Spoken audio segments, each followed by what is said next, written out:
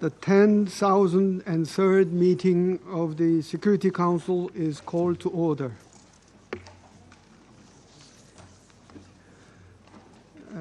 The provisional agenda for this meeting is the situation in the Middle East, including the Palestinian question. The agenda is adopted.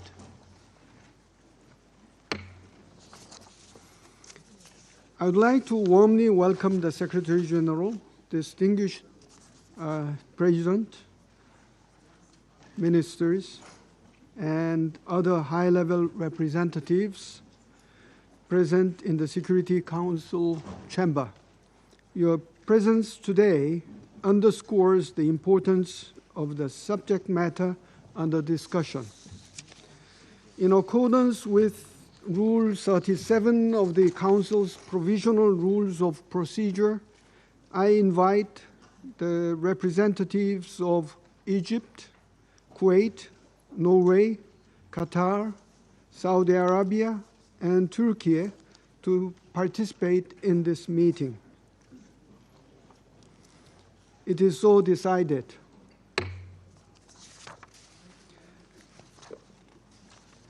I propose that the Council invite permanent observer of the Observer State of Palestine to the United Nations to participate in the meeting in accordance with the Provisional Rules of Procedure and the previous practice in this regard.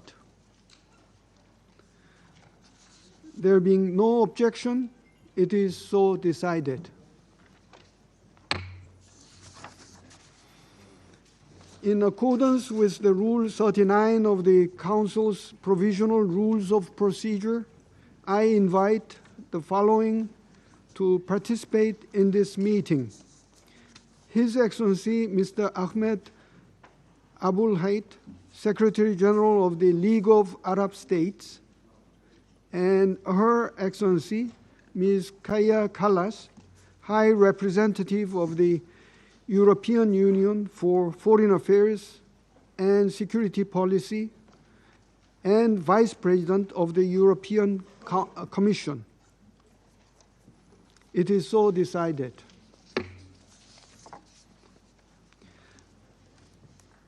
The Security Council will now begin its consideration of item 2 of the agenda. I now give the floor to the Secretary General, His Excellency Mr. Antonio Guterres. Mr. President, Excellencies, we are confronting one of the darkest chapters of the Israeli-Palestinian conflict. Nearly 2 years after the horrific Hamas terror attacks of 7 October and the devastating Israeli military response that followed, the violence has only deepened across the occupied Palestinian territory, with grave threats to regional and global peace and security. The Israeli military onslaught in Gaza City is compounding an already catastrophic humanitarian crisis. Countless Palestinian civilians and the remaining hostages are trapped under relentless bombardment and deprived of food, water, electricity, and medicine. Famine is a reality, with the population constantly forced to move and being starved. To call this situation untenable and morally and legally indefensible does not begin to capture the scale of human suffering. I have repeatedly appealed for an immediate permanent ceasefire, the immediate unconditional release of all hostages, and the immediate unconditional and unhindered humanitarian access. UN resolutions continue to be ignored, international humanitarian law violated, impunity prevails, and our collective credibility is being undermined. The violence is spreading from Gaza into the occupied West Bank and beyond, including several countries in the region and recently even Qatar. Efforts to secure a ceasefire and hostage release deal led by Qatar, Egypt, and the United States suffered a serious blow on 9 September. The Israeli attack was not only a violation of Qatar's sovereignty and territorial integrity, It also threatened the very norms and mechanisms we rely on for diplomacy and conflict resolution. Excellencies, the viability of a two-state solution is steadily eroding, now reaching its most critical level in more than a generation. Relentless settlement expansion, de facto annexation, forced displacement. Cycles of deadly violence, including by extremist settlers, have entrenched an unlawful Israeli occupation and pushed us perilously close to a point of no return.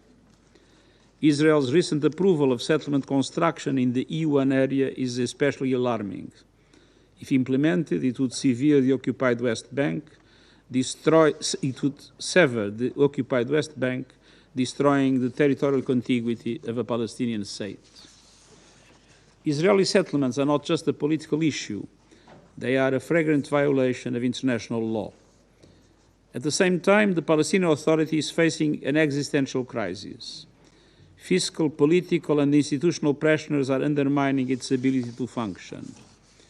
Israel's withholding of clearance revenues, the suffocation of the Palestinian economy, and the sharp decline in donor aid have left the Palestinian Authority unable to pay salaries or deliver basic services. Urgent international support, financial and political, is needed to stabilize the Palestinian Authority and preserve its viability as a partner for peace. And yet, amid the darkness, a glimmer of hope emerged yesterday with the resumption of the high-level international conference on a two-state solution. I commend France and Saudi Arabia for co-chairing this important meeting and for helping to reignite political momentum. I welcome the recognition of Palestinian statehood by many more countries, including permanent members of the Council, France and the United Kingdom. This is the clearest path to a two-state solution. Israel, an independent, sovereign, democratic, viable and contiguous state of Palestine, living side by side in peace and security on the pre-1967 lines, with Jerusalem as the capital of both states, based on international law and UN resolutions. We must seize this momentum. The so-called day after in Gaza must be anchored in international law, reject any form of ethnic cleansing, and have a clear political horizon towards a viable two-state solution. As I said to the General Assembly this morning, we must urgently reverse the dangerous trends on the ground. Relentless settler expansion and violence and the looming threat of annexation must stop. The calls of the International Court of Justice must be heeded, including for Israel to immediately cease settlement activities and end its unlawful presence in the occupied Palestinian territory. The illegal occupation must end. And we must support Palestinian institutions politically and financially to carry out essential reforms and ensure fiscal stability. Excellencies, a just and lasting peace will never be built through more violence. Peace demands a collective commitment to diplomacy, to international law, to the dignity of all people. There are actions that the Security Council must take. There are responsibilities each member of this council must uphold. We cannot let this fragile moment slip away. Thank you.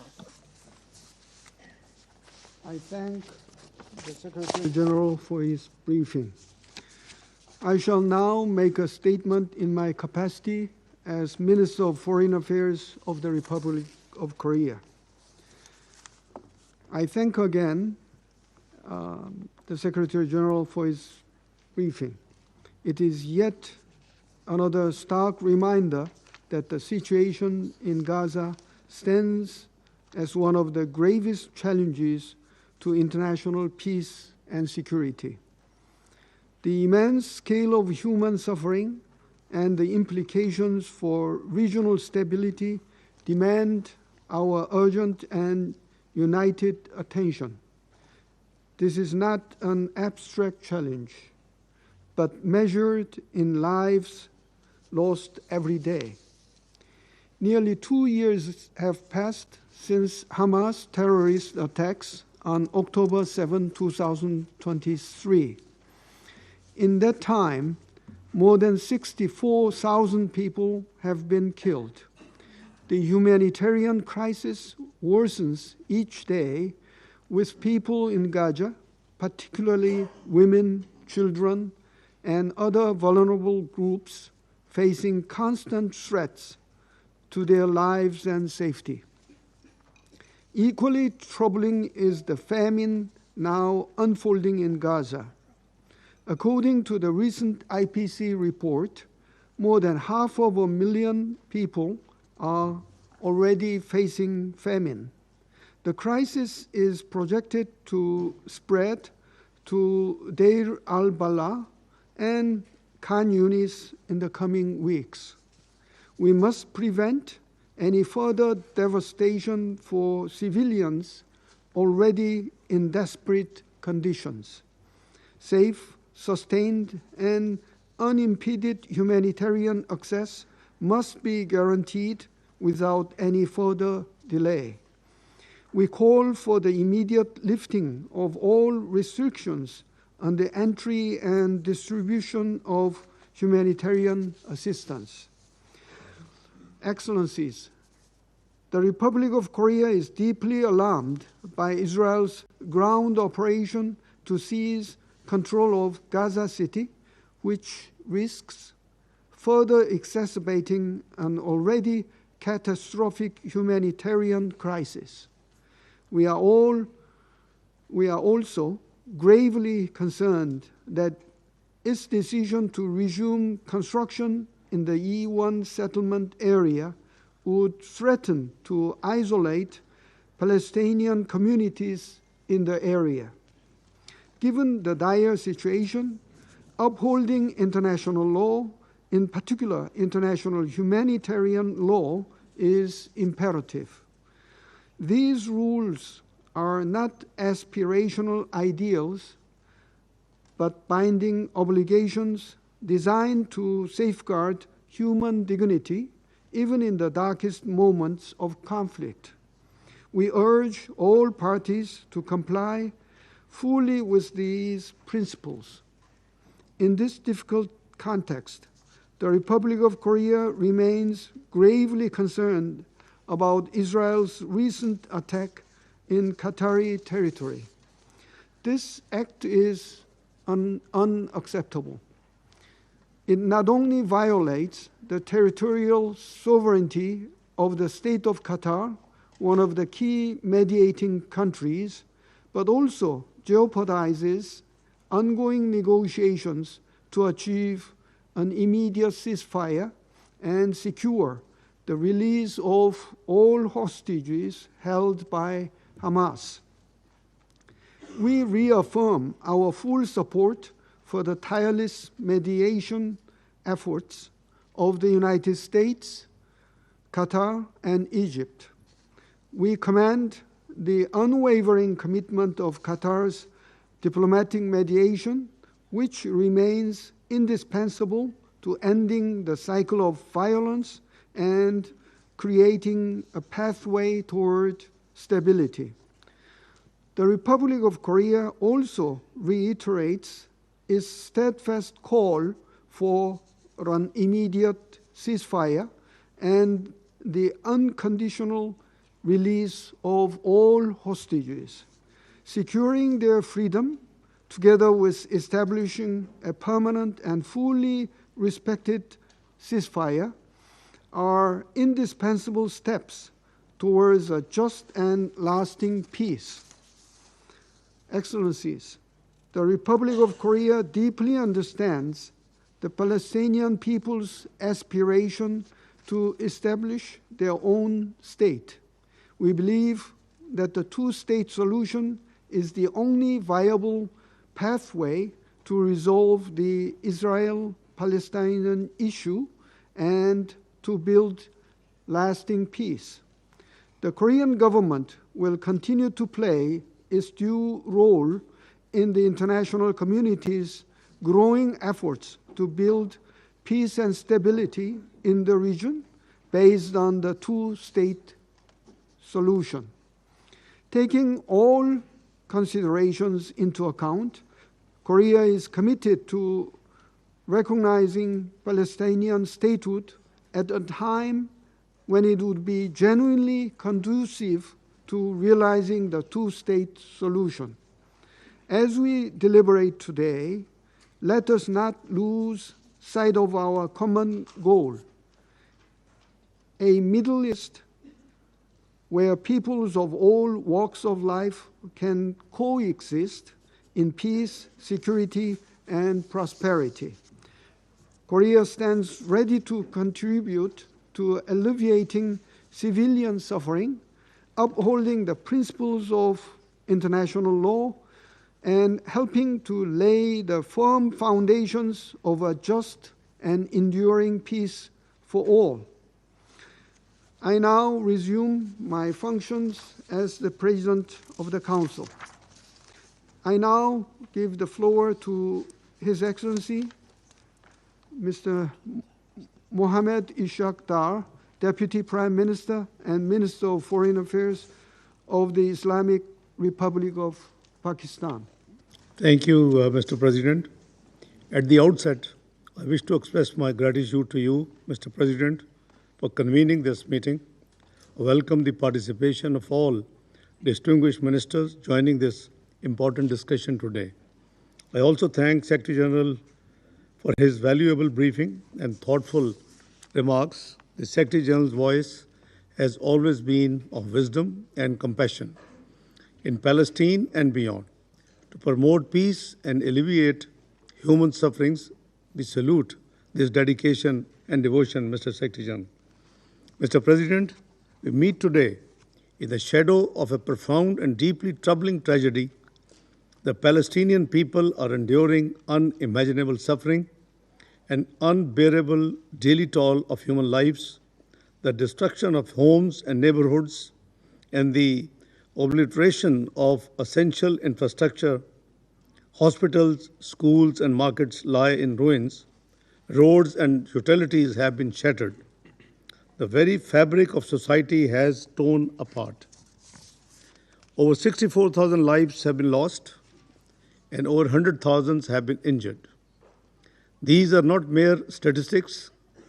They were grieving mothers, anguished fathers, suffering children, and revered elders. The devastation is immense. The grief is immeasurable. The world must not remain silent.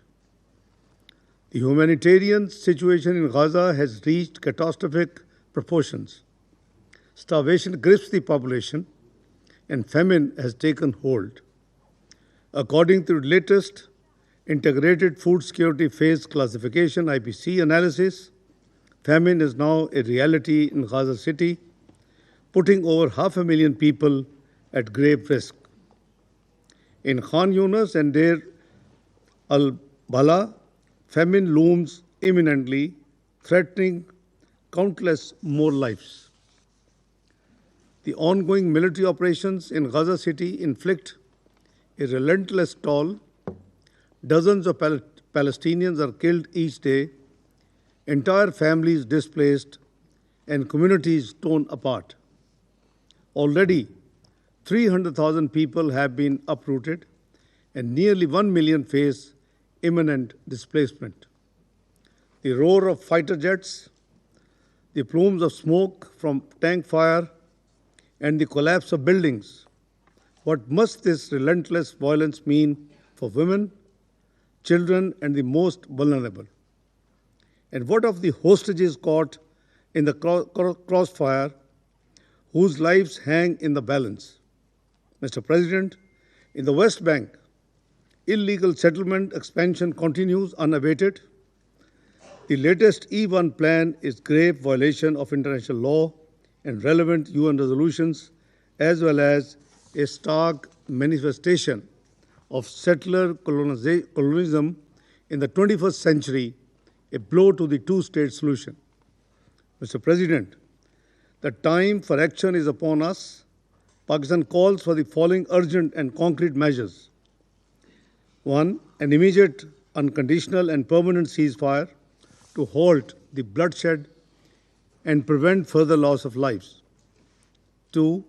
Full, unhindered humanitarian access to Gaza and the immediate lifting of the blockade to allow life-saving aid to reach those who are in need. 3.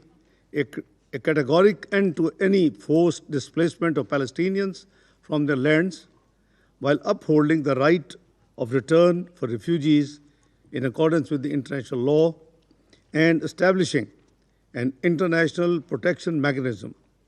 And, Mr. President, Pakistan reaffirms its unwavering support for the Palestinian people in their just struggle for dignity, justice, and self-determination through the establishment of a sovereign, independent, and contiguous Palestinian state on pre-1967 borders with Al-Quds al-Sharif as its capital. Pakistan welcomes the two-state solution conference chaired by France and Saudi Arabia. We also commend the recent recognitions of the State of Palestine by numerous member states, a step that reflects adherence to justice and the principle of international law. Pakistan had the honor to be among the first few countries to recognize the State of Palestine following the Declaration of Independence in 1988. This positive momentum must be sustained with resolute determination, seriousness of purpose, and an unwavering commitment to achieving a just and lasting solution. Mr. President, the people of Palestine are facing a crisis of historic proportion. Their suffering is a stain on our collective conscience. Gaza has become a graveyard for the humanity as well as for the global conscience. We call upon the Security Council and the broader international community to act decisively, to uphold human dignity, to ensure accountability and deliver justice. The time for words has passed. The time for action is now. Thank you, Mr. President, and thank you all. I thank His Excellency Mr. Dar for the statement.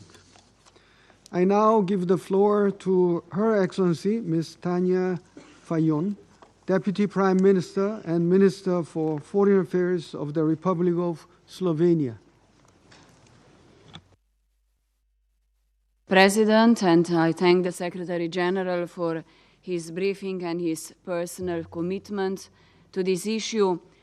Mr. President, upon entering the UN Security Council, Slovenia felt the heavy weight of responsibility of this council to uphold international peace and security, a weight that translates to upholding international law and rejecting double standards, choosing global benefit over national interests, being ready for difficult conversations with partners and instead of silence. Everyone who enters this Security Council or is a permanent member of this body should know that membership entails a responsibility to act. And it does not matter whether a threat to peace and security is unfolding in Ukraine or in Gaza. In both of these conflicts, international law is disregarded blatantly and red lines crossed persistently. Excellencies, this year we again witnessed immense numbers of deaths among civilians in armed conflicts, with many of them being women and children, lives shattered by starvation and displacement. Let us be reminded we have built a system that should prevent atrocities, and we promised a never again. Yet what we saw this year was a Security Council paralyzed by disrespect of this Council's resolutions and disregard of decisions of international courts. Colleagues, we should stand up to this. When politicians facing charges for war crimes and crimes against humanity are walking free, while judges are put under sanctions, we cannot afford to remain silent without becoming complacent. Let me be clear, when all rules and obligations of the international system we had constructed fail, this itself is a threat to international peace and security. Mr. President, Gaza has become a textbook example of failure of international community. It has become a place in which people dread the nightfall and fear what a new day will bring. Gaza has become the deadliest place for children, the deadliest place for humanitarian and medical workers, and the deadliest place for journalists. The place of first ever proclaimed famine in the Middle East, marked by continuous offensives and strikes against hospitals, schools, homes, shelters, and holy places. It is defined by death and despair, and where hostages suffer and civilians count heartbeats left. Gaza is a man-made catastrophe which is live-streamed across the globe and sustained by those acting in contradiction to everything we stand for. And Mr. President, existence of reasonable grounds to conclude or finding that acts may amount to genocide are threats to international peace and security. We commend the work of the judicial and investigative mechanisms, the ICG, the ICC, and the Commission of Inquiry, particularly for its latest report for sounding the alarm. It is not on us to question their findings, it is on us to act on them. And demands of a large majority of international community are not performative diplomacy. Calls for a ceasefire, irreversible political steps, and even simple expressions of solidarity are not stage-managed acts. They paint a dark picture of international community in despair, understanding that never again has become a failed promise. And Mr. President, the two-state solution is equally in a need of concrete and irreversible action. I welcome the new wave of countries recognizing the state of Palestine, and I call on others to take bold steps to recognize Palestine and normalize ties with both states. We must step up to prevent further disintegration of this vision and to counter occupation and annexation, forced displacement, human rights violations, and terrorism and extremism. Slovenia firmly supports the role of United Nations, including UNRWA, in addressing the ongoing crisis and in paving way to the two-state solution, and of the Palestinian Authority in carrying out reform and assuming full political ownership in the state of Palestine. And I appeal to all of us, do not let the future of Israeli people be defined by terrorism and violence. Do not let the future of Palestinian people be defined by occupation and perpetual human rights violations.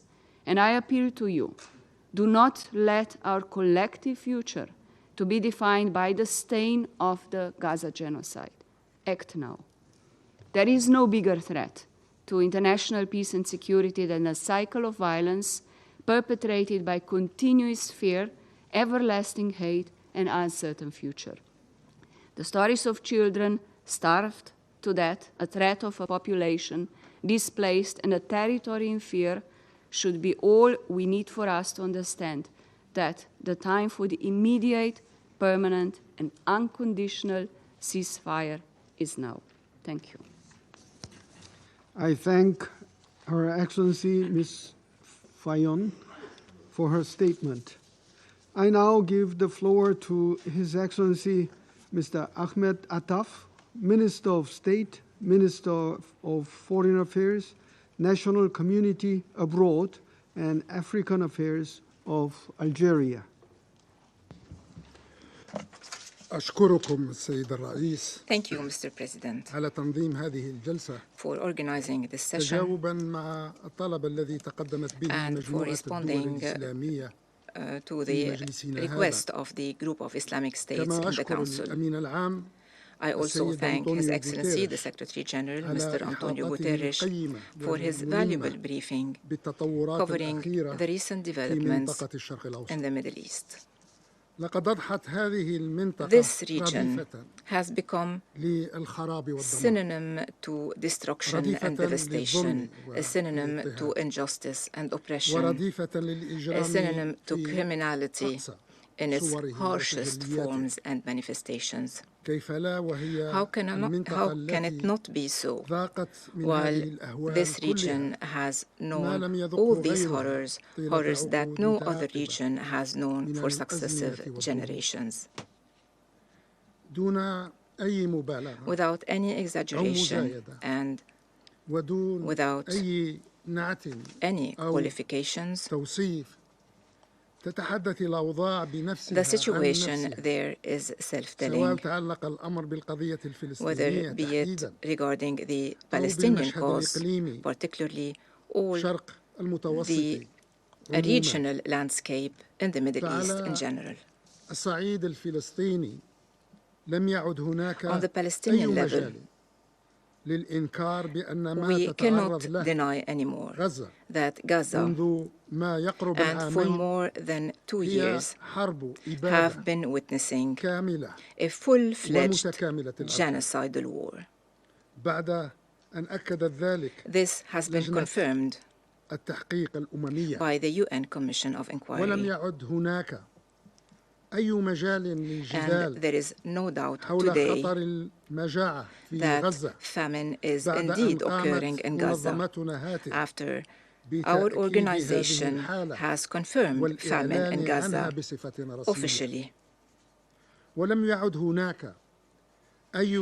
There is also no room for interpreting the designs for displacement, reoccupation, and the annexation of Gaza and the West Bank after the Israeli occupation started implementing these designs and announcing them blatantly and brazenly. On the regional level, the Israeli aggressions continue unabated. An Israeli aggression against Yemen, followed by an Israeli aggression against Lebanon, then an Israeli aggression against Syria, followed by an Israeli aggression on Iran. And a few days ago, yet another Israeli aggression against the state of Qatar. Needless to say, that this list might expand even further following the threats against other countries in the region. This is the unjust and the tragic situation that the Israeli occupation is trying to entrench. The Israeli occupation is opening new fronts of aggression, one front after the other. This council does not have to solve riddles anymore, now that the Israeli occupation itself is boasting about its achievements. The Israeli aggression is first aiming at undermining any prospect for the establishment of an independent, sovereign Palestinian state, not on the ground alone, but also in the minds of people, if possible. Second, the Israeli occupation aims at redrawing the borders in the region based on its imagination and its illusions, basing itself on the most dangerous myth, which is the myth of Greater Israel. Third and last, the Israeli occupation aims at entrenching its absolute monopoly over the region and at having the final say in that region, to attack whomever they want, whenever they want, and however they want.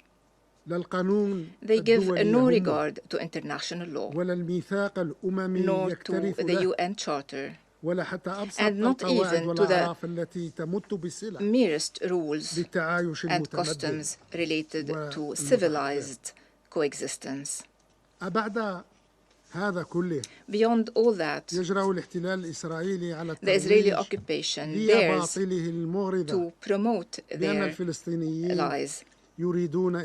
They say that the Palestinians want them out, while they deny their right to exist, their right to life, and their right to build their own independent sovereign state.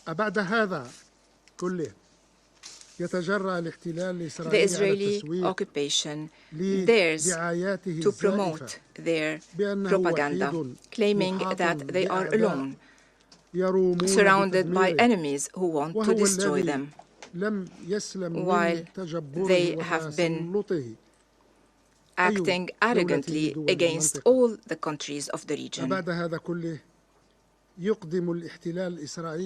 In addition to all the above, the Israeli occupation is claiming to be a shrine for democracy and the rule of law in the region, while they have proved for the whole world that they are the greatest danger to right and to law, and that they are the gravest threat threatening security and stability in the region and international peace and security.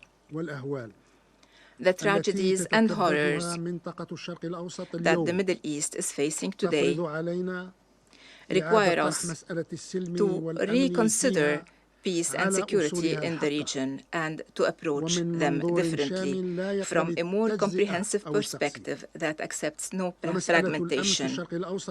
The issue of security in the Middle East did not start on the 7th of October 2023 in order to be associated and reduced to that date. That would be unjust and biased. The history of the region runs parallel to the history of this organization. It proves that the Palestinian cause remains the central cause that cannot be obliterated, that cannot be ignored, and cannot be marginalized.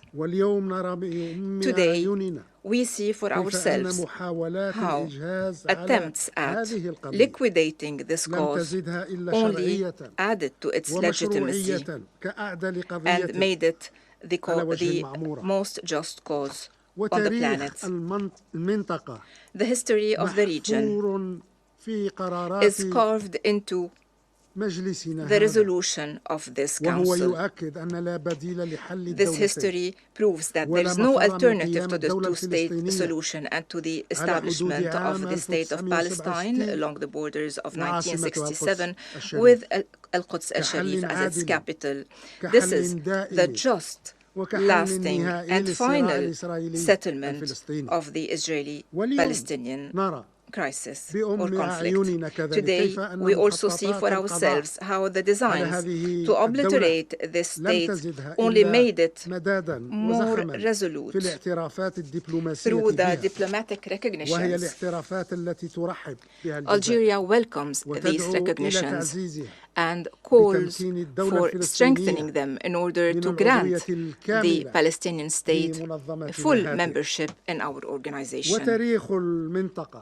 The history of the organization is also rooted in international legitimacy. This history proves that there is no alternative to putting a final end to the exceptional, unjust treatment granted to the Israeli occupation, including impunity, non-accountability, and no punishment. And today, we also see for ourselves how the overwhelming majority of the member states believe in the importance of dissuasion and accountability for those who believe that they are above all the rules, regulations, and laws that others are respecting.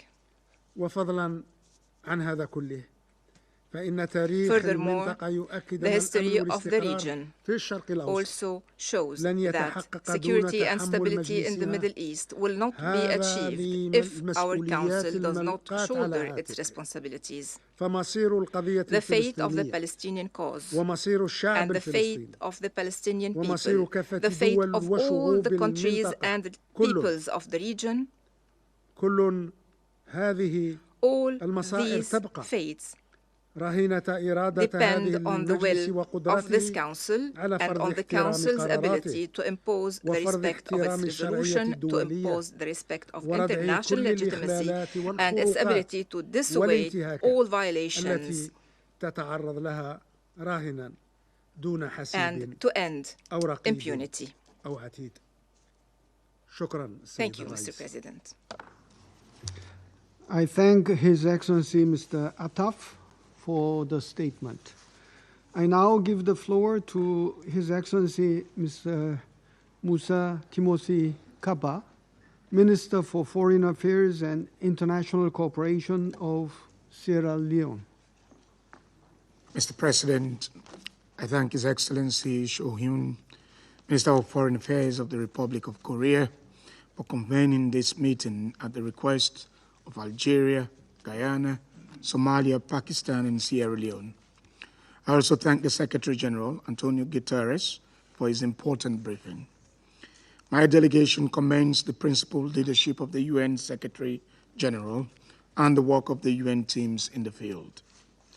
Mr. President, the overall situation in the Middle East remains fragile and evolving. However, while some areas such as Lebanon and Syria are experiencing significantly less violence than before, the Gaza Strip and the West Bank, in contrast, are in very dire circumstances, with civilians enduring over 23 months of unimaginable and increasing violence. We recall the attack by Hamas and other armed groups of 7th October 2023 that led to the killing and taking of hostages of Israeli civilians, and reiterate our unequivocal condemnation of that heinous action, especially the taking of hostages. Sierra Leone further recalls that since the start of this conflict, the Council has remained seized of this subject, having received extensive briefings on the prevailing security, humanitarian, and political situation in the West Bank and the Gaza Strip.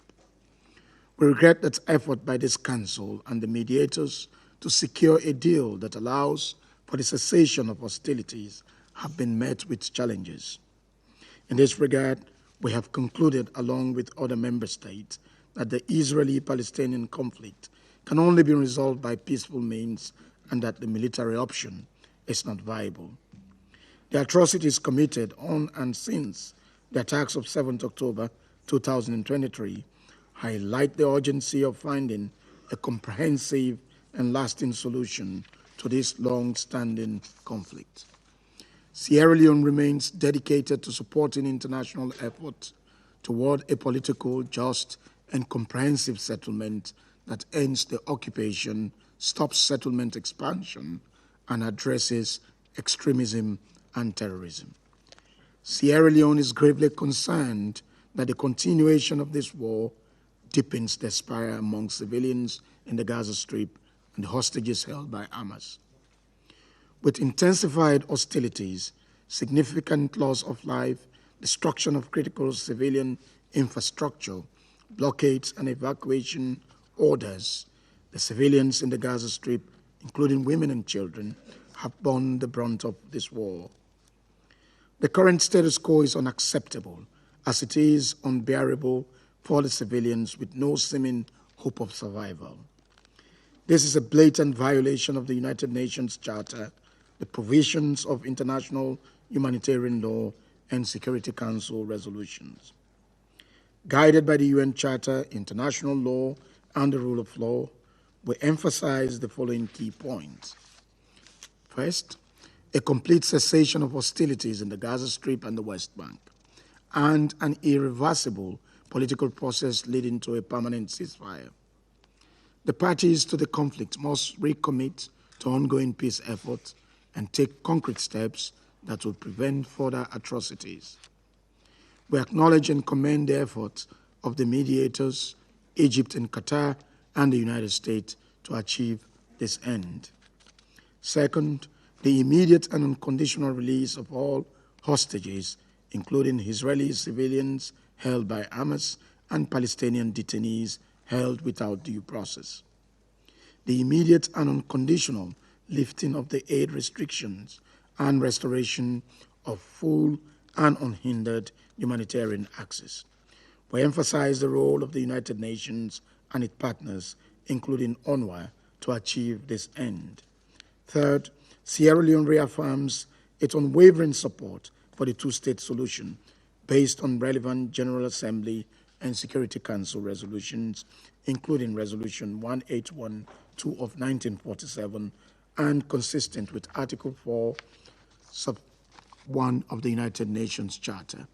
We welcome the endorsement by the General Assembly of the New York Declaration and reaffirm the legitimacy of the Palestinian people's right to self-determination, including their right to an independent and sovereign state over the entire occupied Palestinian territory, in line with international law and agreed parameters. Fourth, Sierra Leone supports Israel's right to exist in peace and security, free from threats and attacks. Accordingly, we urge all armed groups to disarm and renounce violence, paving the way for the demilitarization of the Palestinian territory. Sustainable peace cannot take root while armed groups continue to operate outside the law. We deplore and reject any attempt to forcibly displace Palestinians from their land. Palestinians temporarily evacuated must be allowed to return to their homes at the earliest opportunity.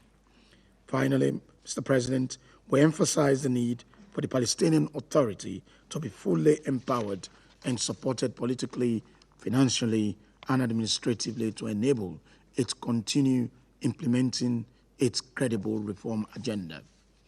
As we celebrate the 88th session of the United Nations, let us reflect on the principles on which this very institution was built.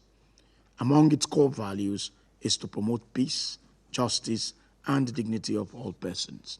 We must exercise the political will to deliver peace to the Palestinians and Israelis. Ongoing international efforts are a positive step that must be fully leveraged by both parties in good faith. The time to act is now in order to save the Palestinian people from the scourge of war. I thank you. I thank His Excellency Mr. Cooper for the statement. I now give the floor to His Excellency Mr. Hugh Hilton Todd, Minister for Foreign Affairs and International Cooperation of Guyana. Mr. President, as a member state of the Organization for Islamic Cooperation, OIC, Guyana thanks you for facilitating the group's request for convening today's meeting. I also thank Secretary General Antonio Guterres for his remarks and for his consistent and principled advocacy on behalf of the Palestinian people and for peace in the Middle East region. Mr. President, the protracted Israeli aggression against Palestine cannot continue to be a defining feature for the politics in the Middle East. In recent times, the aggression has extended to other countries in the region, heightening instability and insecurity, driving Israeli poles away from its neighbors and undermining good neighborliness. The ongoing war in Gaza has itself become a catalyst of pain and pressure. Pain for hundreds of thousands of Palestinians who are the targets of Israelis' instruments of war, starvation, bombs, bullets, displacements, dispossession, and other cruelties solely intended to subjugate the Palestinian nation. We have seen, for example, how famine unfolded in Gaza in full view of the international community, and 192 countries, could not stop it. The war in Gaza has also become a catalyst for pressure, political pressure, which seems to be the only way the occupying power might respond to the international outcry against the genocidal acts being perpetuated against Palestinians. Guyana calls on the member states of the United Nations to ensure that their engagements with the State of Israel do not in any way contribute to prolonging the war in Gaza and the Israeli oppression of the Palestinian people. It took a collective effort to dismantle the system of apartheid in South Africa, and Guyana firmly believes that an equally strong and organized international response is needed to ensure the end of the occupation of the Palestinian territory.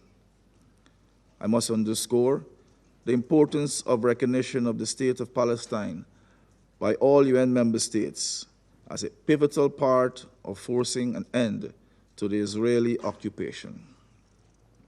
Recognition lends greater strength to international efforts to end occupation and to achieve an independent Palestine.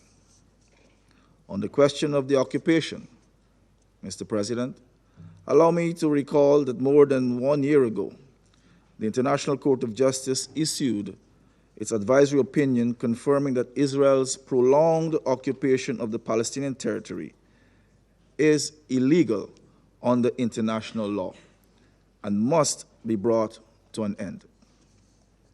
The General Assembly later demanded that Israel end its occupation within a year. That is by the 18th of September 2025. That date has now passed without compliance on Israel's part. On the contrary, we have instead witnessed a series of developments that only entrench the occupation further and destroy the two-state solution.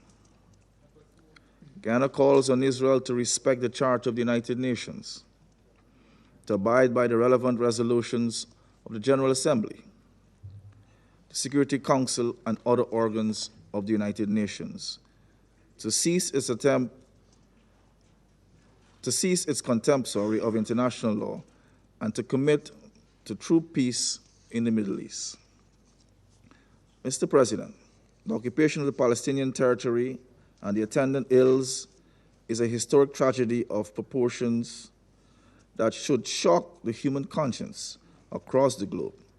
Sadly, however, what we are witnessing is an othering of the Palestinian people that makes it difficult for some to see Palestinian people as they see their own people. We must all reject the othering and fight for the rights of the Palestinian people, as we would fight for the rights of our own people. The right-minded, the peace-loving, and the promoters of justice must continue to defend the Palestinian people and oppose all attempts to erase them from their homeland. I conclude, Mr. President, by reaffirming Guyana's continued commitment to the two-state solution and by underscoring our conviction that the rule of law will ultimately prevail in the decades-long question as long as all member states choose to be guided by the principles of the Charter. I also reiterate the calls we have consistently made over the last 2 years for a ceasefire in Gaza. For the release of all hostages held in Gaza and Palestinian detainees held in Israeli prisons, for the unimpeded humanitarian access in Gaza. I also call on Israel to cease all its actions that are dismantling the two-state solution and the possibility of peace in the Middle East region. I thank you. I thank His Excellency Mr. Todt for the statement. I now give the floor to His Excellency Mr. Lars Løkke Rasmussen, Minister for Foreign Affairs of Denmark. Thank you, Mr. President. At the outset, I want to thank Mr. Cho Hyun, Minister of Foreign Affairs of the Republic of Korea, for convening this meeting. And I also want to thank the Secretary General for his very insightful briefing. Through the chaos of this abhorrent war, he has consistently raised his voice and that of the United Nations in support of peace, and Denmark commend this kind of leadership. And I would also like to take this opportunity to thank the tireless efforts and sacrifice of the UN staff on the ground. Colleagues, I'm speaking to you today not only as the Minister of Foreign Affairs of Denmark, and by so a politician responsible to the people of Denmark, but also as a member of this Council responsible for the maintenance of international peace and security, and as a grandfather, responsible to my grandchildren, who I'm totally convinced one day will ask what I did, what we did, in the face of such immense suffering. Colleagues, I ask you today, how will we answer them? That we stepped up and met the challenge of peace, or that we idled in inaction and watched helplessly as the horrors unfolded?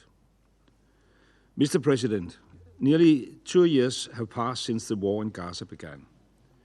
It was unleashed by the horrific terrorist attack by Hamas on the October 7th, an attack that tore through Israeli families, that left parents without children, children without parents, a nation wounded to its core, hostages and their families going through unimaginable suffering. Denmark has condemned this attack in the strongest terms possible, and we will continue to do so, just as we will continue to insist on the immediate and safe release of every hostage. Denmark considers itself as a long-standing friend of the people of Israel. Israel has the right to defend itself against terrorism. This I have always supported, and this I will continue to support. But friends also have to speak the truth to each other. And today we must face the fact that Israel's war in Gaza has created a humanitarian catastrophe of unbearable scale. Israel must comply with international law, including international humanitarian law. The human suffering in Gaza must be brought to an end, and it must happen now. Tens of thousands of civilians have already been killed, including over 18,000 children. This constitutes a classroom of children every day. It constitutes a humanitarian and human failure of unprecedented scale. We are witnessing an ongoing expanding military operation in Gaza City. Children starving with no access to clean water or medicine. Doctors forced to amputate without sedation. Mothers powerless to feed their babies. A famine unfolding before our eyes. While the World Food Programme alone has enough food to feed Gaza for months waiting at the border. This is also why Denmark, on behalf of the E10, coordinated a resolution for this Council just last week. The resolution demanded a ceasefire, the release of all hostages, and that the government of Israel immediately lift all restrictions on the entry of humanitarian aid into Gaza in line with international humanitarian law. These are demands that the international community has reiterated on multiple occasions, including just yesterday in the General Assembly. And I deeply regret that the resolution did not receive the support of all 15 Council members. But today I restate these demands. Israel must change its course immediately. The war in Gaza must end. The Security Council, as the body responsible for international peace and security, should be able to make these demands. Indeed, this should be the bare minimum that we can do. But around this table, that means all of us, every single member, working in concert and common cause towards this goal. It means setting aside political differences to save lives. Last week, 14 members of this Council were willing to do this. We hope that this can soon become all 15. So to our American friends, just this morning, President Trump said that we have to stop the war in Gaza immediately. He said we have to negotiate immediately to negotiate for peace. Denmark continues to support the dedicated efforts of the US, Qatar, and Egypt to mediate a ceasefire. Your unwavering commitment to find a path to peace is critical in the context, but we count on you in this Council too. Your leadership is critical in our joint aspirations of bringing peace and stability to the region. Mr. President, I will conclude very soon. Denmark has consistently contributed to ease the suffering through humanitarian contributions. Together with 24 other countries and the EU, we have called on Israel to resume medical evacuations from Gaza to the West Bank, including East Jerusalem, and we stand ready to support the treatment of those patients. Mr. President, 2 weeks ago, I visited the region, which I have done several times since 7 October. I have met with the Israeli families of hostages. The pain is real. The demand must be immediately and unconditionally answered. I also met with Palestinians in the West Bank who face checkpoints, settlements, settler violence, destroyed property and land grabbing, and their pain is real as well. The longing for freedom and dignity is evident. So, Mr. President, the two-state solution remains the only solution to lasting peace for two people, both deserving of security, both deserving of dignity. This was confirmed during the high-level conference on the two-state solution yesterday. It is clear that the momentum is growing, that we are witnessing a renewed energy and enthusiasm for peace based on the two-state solution, a solution that Denmark is prepared to build on. And this is why I said yesterday, and that I repeat today, the keys to recognition of the Palestinian state should no longer lie in the hands of the Israeli government. The Palestinians themselves must become masters of their own destiny. The time for the end of this decade's-long struggle is now. The only path to lasting peace is the two-state solution for both Palestinians and Israelis. Thank you. I thank His Excellency Mr. Rasmussen for the statement. I now give the floor to Her Excellency Ms. Yvette Cooper, MP, Secretary of State for Foreign, Commonwealth and Development Affairs of the United Kingdom. Can I thank the President today and also the Secretary General for the briefing at the beginning of this crucial session. Yesterday, alongside other ministers here in New York this week, I hosted a session to hear from doctors who have recently returned from Gaza. And the stories they told would stay with me forever. One told of the screams of toddlers and the scream of a toddler who she had operated on without full anesthetics, and how she hoped and prayed that he would not feel pain. Another told of the seriously malnourished pregnant women affecting their babies, and they talked about doctors and nurses whose family members were killed but who still came back to work in hospitals in unimaginable conditions to help others. And they told of how the absolute basics of modern medicine, like antibiotics and anesthetics, things that we around this council table take for granted for ourselves and our loved ones, were unavailable, blocked and denied. And we say the words humanitarian crisis, but this is what it means, the pain and the screams of a toddler who cannot get the basic health care that they need. And only 18 out of 36 hospitals in Gaza now remain open, all of them struggling to operate amid severe shortages of fuel, medicine, equipment and staff. Over 1,700 healthcare workers have been killed in Gaza, more than 300 detained. This is what the catastrophic collapse of Gaza's healthcare system looks like. And as we are gathered here, Israeli forces are escalating the conflict in Gaza City, pounding more homes into rubble, sending frightened families scattering. It is incomprehensible, it is inhumane, it is utterly unjustifiable, and it must end. All that this action from the Israeli government will do is make a catastrophic humanitarian situation worse. More healthcare in crisis, harder than ever to get desperately needed aid to those who need it, more innocent children enduring a man-made famine, more civilians killed, but making it harder to get the remaining hostages out. hostages who are still being held, who were seized by Hamas on the barbaric terrorist attack of October the 7th, and are still being held in the most horrendous conditions, prolonging the anguish for their families. And I reiterate our condemnation of Hamas and that barbaric terrorism in October the 7th. I met with some of the UK-linked hostage families again last week.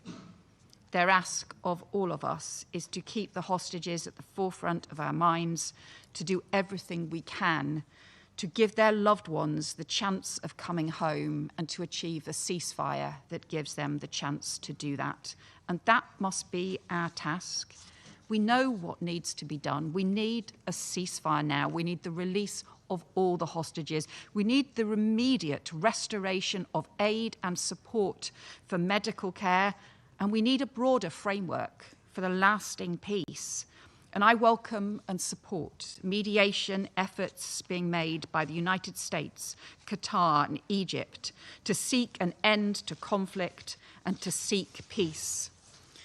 We know too that Gaza cannot be seen in isolation from the West Bank. The Israeli government is tightening its stranglehold on the Palestinian economy and continuing to approve illegal settlement construction, including just recently in the E1 area of East Jerusalem, which is a further blow to the viability of a two-state solution. And we urge Israel to reverse these plans.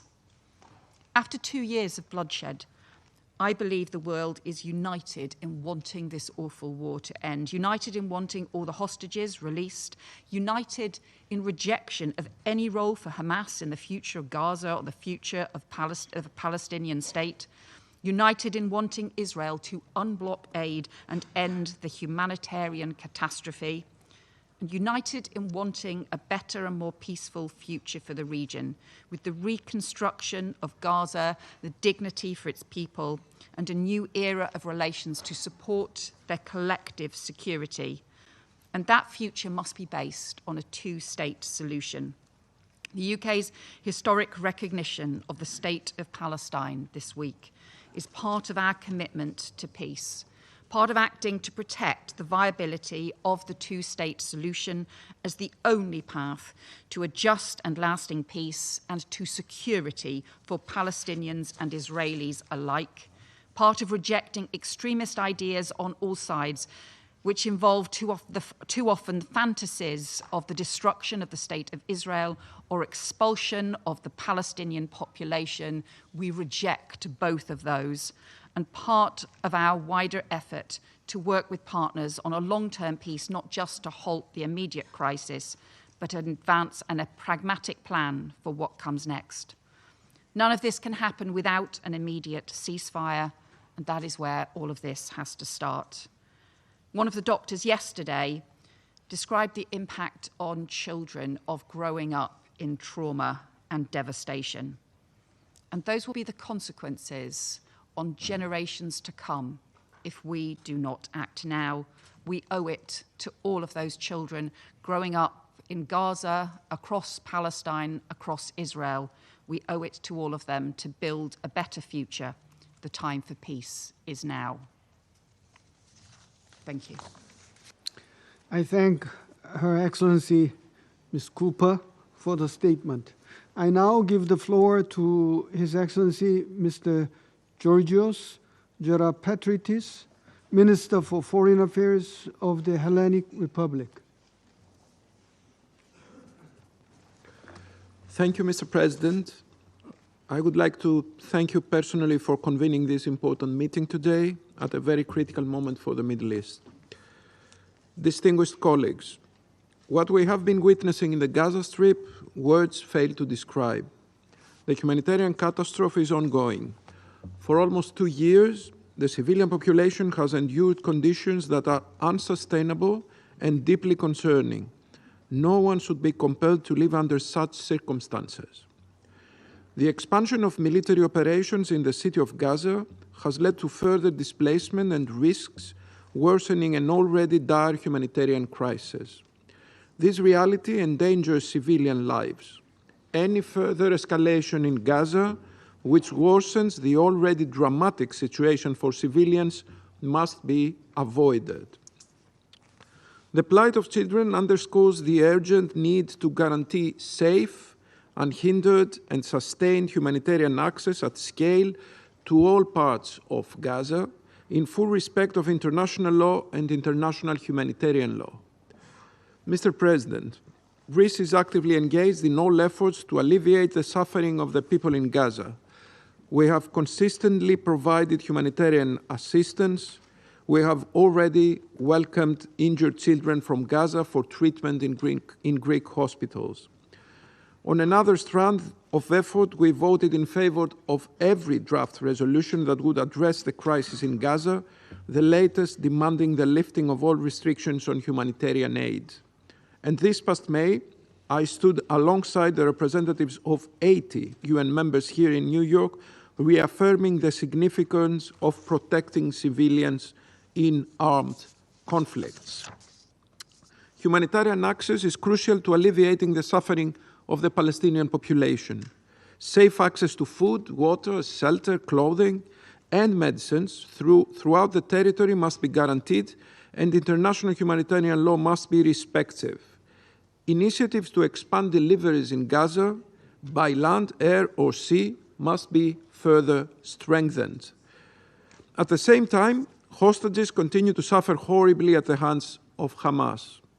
We were appalled by the images and videos released last month showing 2 hostages visibly emaciated as they described the appalling conditions of their captivity.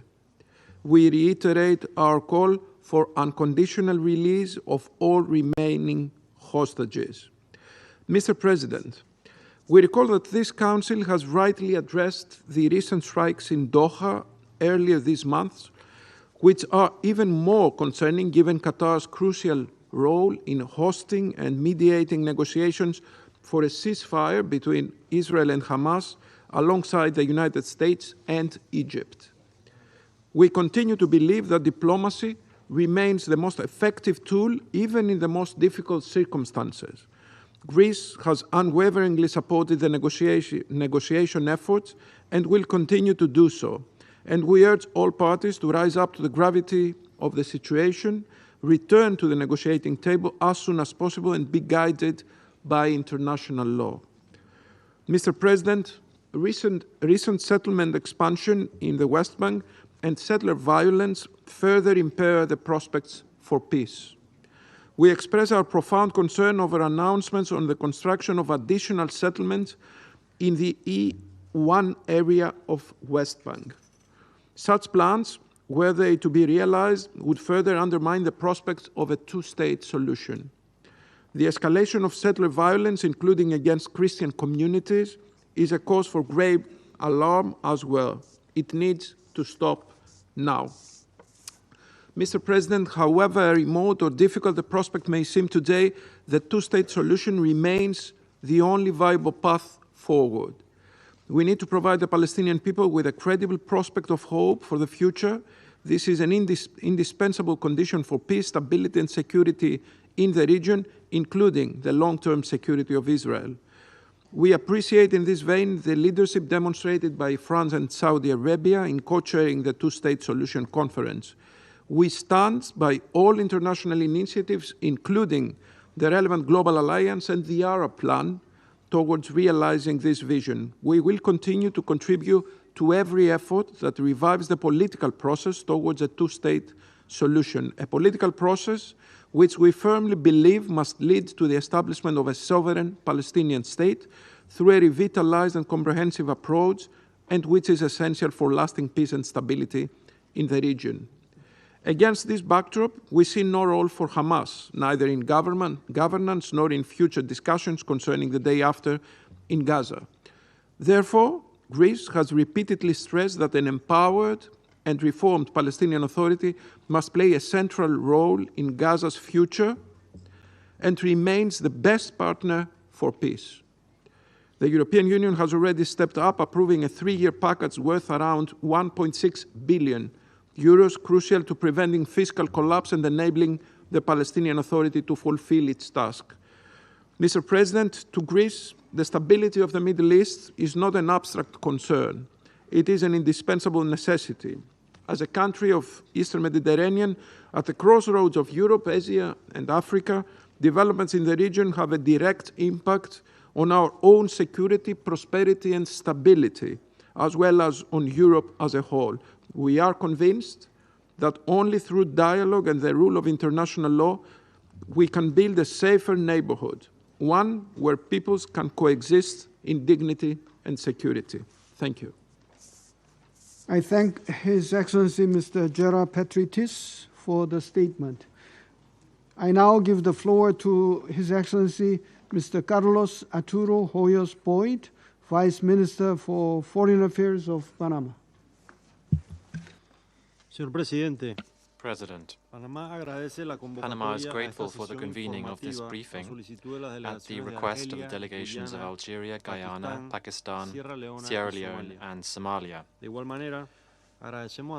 We would also like to express our thanks to His Excellency Antonio Guterres, UN Secretary General, for his briefing, which strengthens this Council's obligation in line with the United Nations Charter to respond with unity and responsibility, given the scope of the catastrophic situation unfolding in the Palestinian territories. For more than 7 decades, the Israeli-Palestine conflict has been characterized by a lack of political will to resolve its root causes, paving the way only to mistrust, extremism, and violence. The consequences of this lack of political will were brutally exposed on the 7th of October 2023 with the atrocious attacks carried out by Hamas, which we strongly condemn once again, and which claimed the lives of more than 1,200 people and kidnapped another 251 people, of whom it is believed that 20 are still alive, suffering in the darkness of tunnels, deprived of contact with their families and the most basic dignity. That episode only triggered a spiral of violence that led to an unprecedented war, given its scale of devastation in the Gaza Strip. More than 65,000 Palestinians, including 18,000 children, have died. Tens of thousands have been injured. Millions have been forcibly displaced from one side to the other, again and again. And entire communities have been reduced to rubble, leaving an indelible scar of suffering for thousands of families. In the 59 days that the ceasefire lasted for between January and March, it was possible to stop human suffering, to facilitate humanitarian assistance getting into Gaza, and to make progress in releasing the hostages. But since the ceasefire broke down, the catastrophic humanitarian situation has only got worse. More than 14,000 Palestinians have died and tens of thousands more have been injured. The hostages and their families continue to pay an unbearable price, trapped in uncertainty and suffering. As if violence were not enough, hunger is also claiming lives every day. The Integrated Food Security Classification has declared starvation in Gaza, famine in Gaza. More than 425 people, including 125 children, have died of hunger, not because there is a lack of food, but because of the obstacles preventing food from getting in.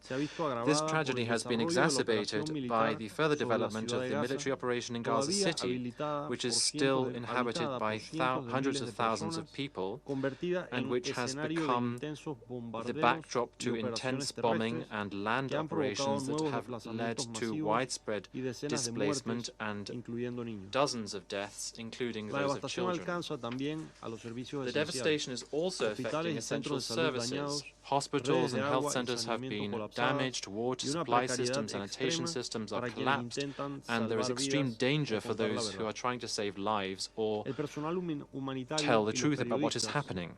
Humanitarian staff and journalists, of whom hundreds have been victims of the violence, nevertheless continue to carry out their work in unbearable conditions and under constant threat. No goal can justify using methods that violate international law or the protection of human life.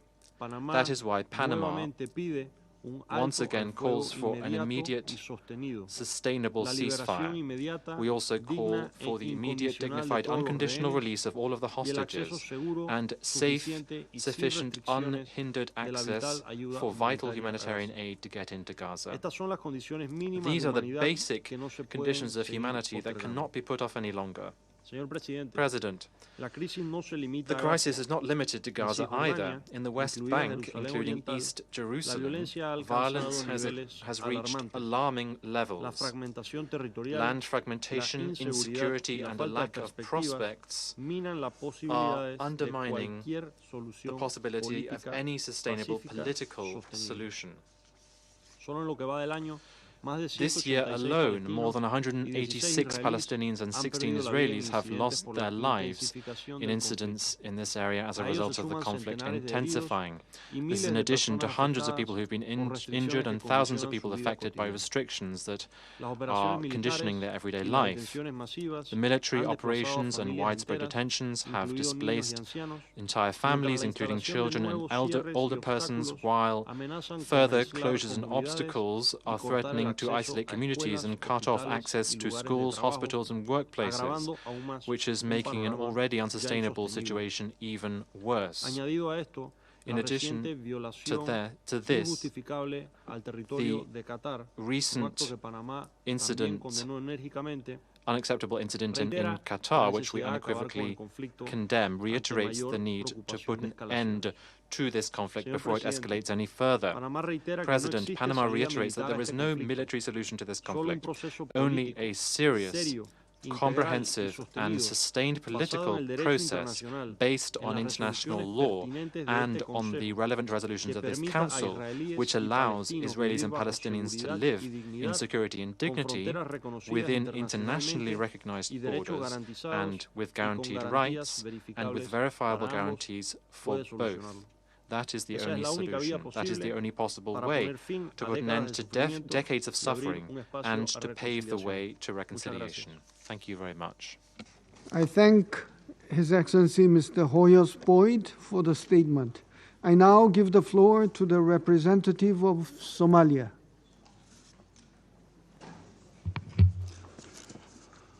Thank you, Mr. President. At the outset, I would like to thank the Korean presidency for convening this meeting based on the request from the OIC members of this council. I would like to welcome all the distinguished ministers participating in this meeting today. I would also like to express our gratitude to the Secretary General for his briefing. Mr. President, we remain gravely concerned about the continued escalation of Israeli military operations in Gaza. As we speak, these military operations are expanding rapidly, and for the 2 million people still trapped in Gaza, it's a death sentence, literally and figuratively. Since this war began, over 65,000 Palestinians have been killed, the majority of them women and children. Last month's IPC report has removed all doubts about what's happening in Gaza. Famine is no longer looming. It is taking place now. It is taking place now in front of our all eyes. The death of children from hunger and disease is not a forecast. It's a daily reality. Let us be absolutely clear.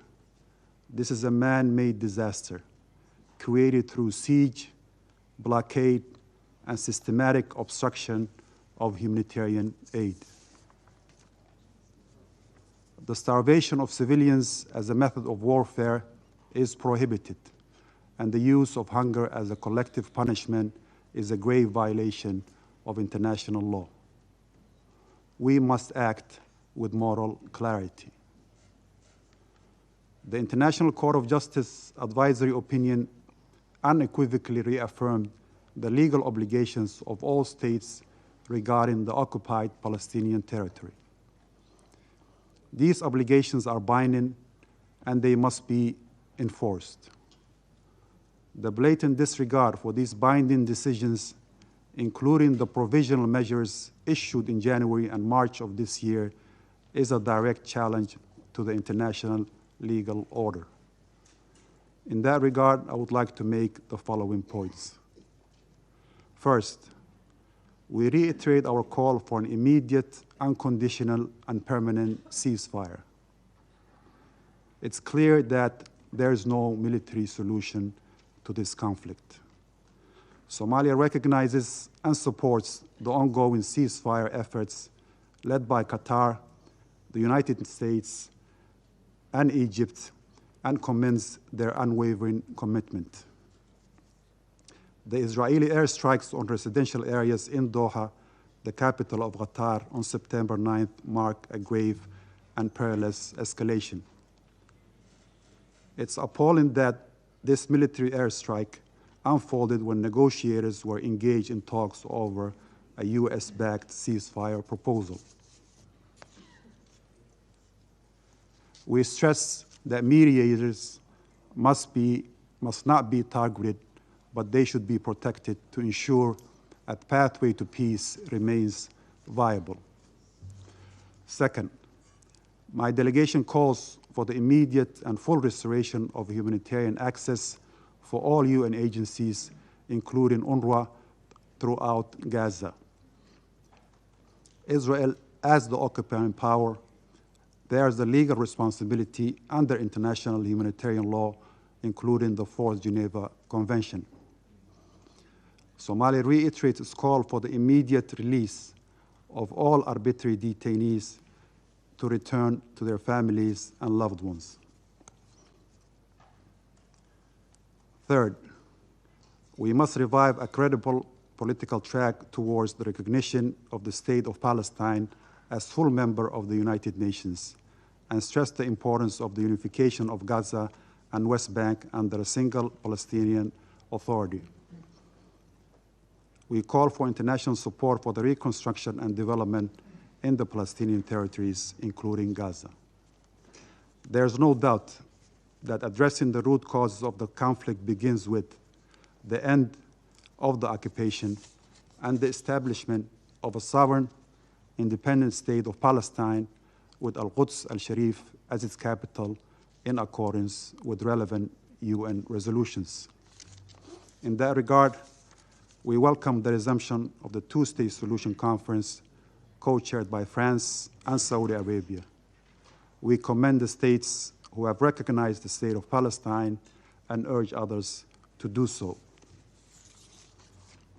Mr. President, to conclude, Somalia reaffirms its commitment to working with all partners toward a just and lasting peace in the Middle East, in line with international law and advancing the legitimate rights of the Palestinian people. I thank you. Representative of Somalia for the statement. I now give the floor to the representative of France. Merci, Monsieur le Président. Thank you, Mr. President. D'abord, je voudrais remercier le secrétaire général des Nations Unies pour son intervention et son engagement en faveur du soutien à la solution des deux États, en faveur de la paix et de la sécurité pour Israël et pour la Palestine. Hier, à la tribune de l'Assemblée générale des Nations unies, lors de la conférence pour la solution à deux États, le président de la République française a rappelé avec force ce qui nous rassemble, l'urgence de mettre fin à la guerre à Gaza et de donner une chance réelle à la paix. Aujourd'hui, au Conseil de sécurité, il est de notre responsabilité collective de traduire cette exigence en décisions concrètes. Monsieur le Président, la France condamne sans équivoque les attaques terroristes du 7 octobre 2023.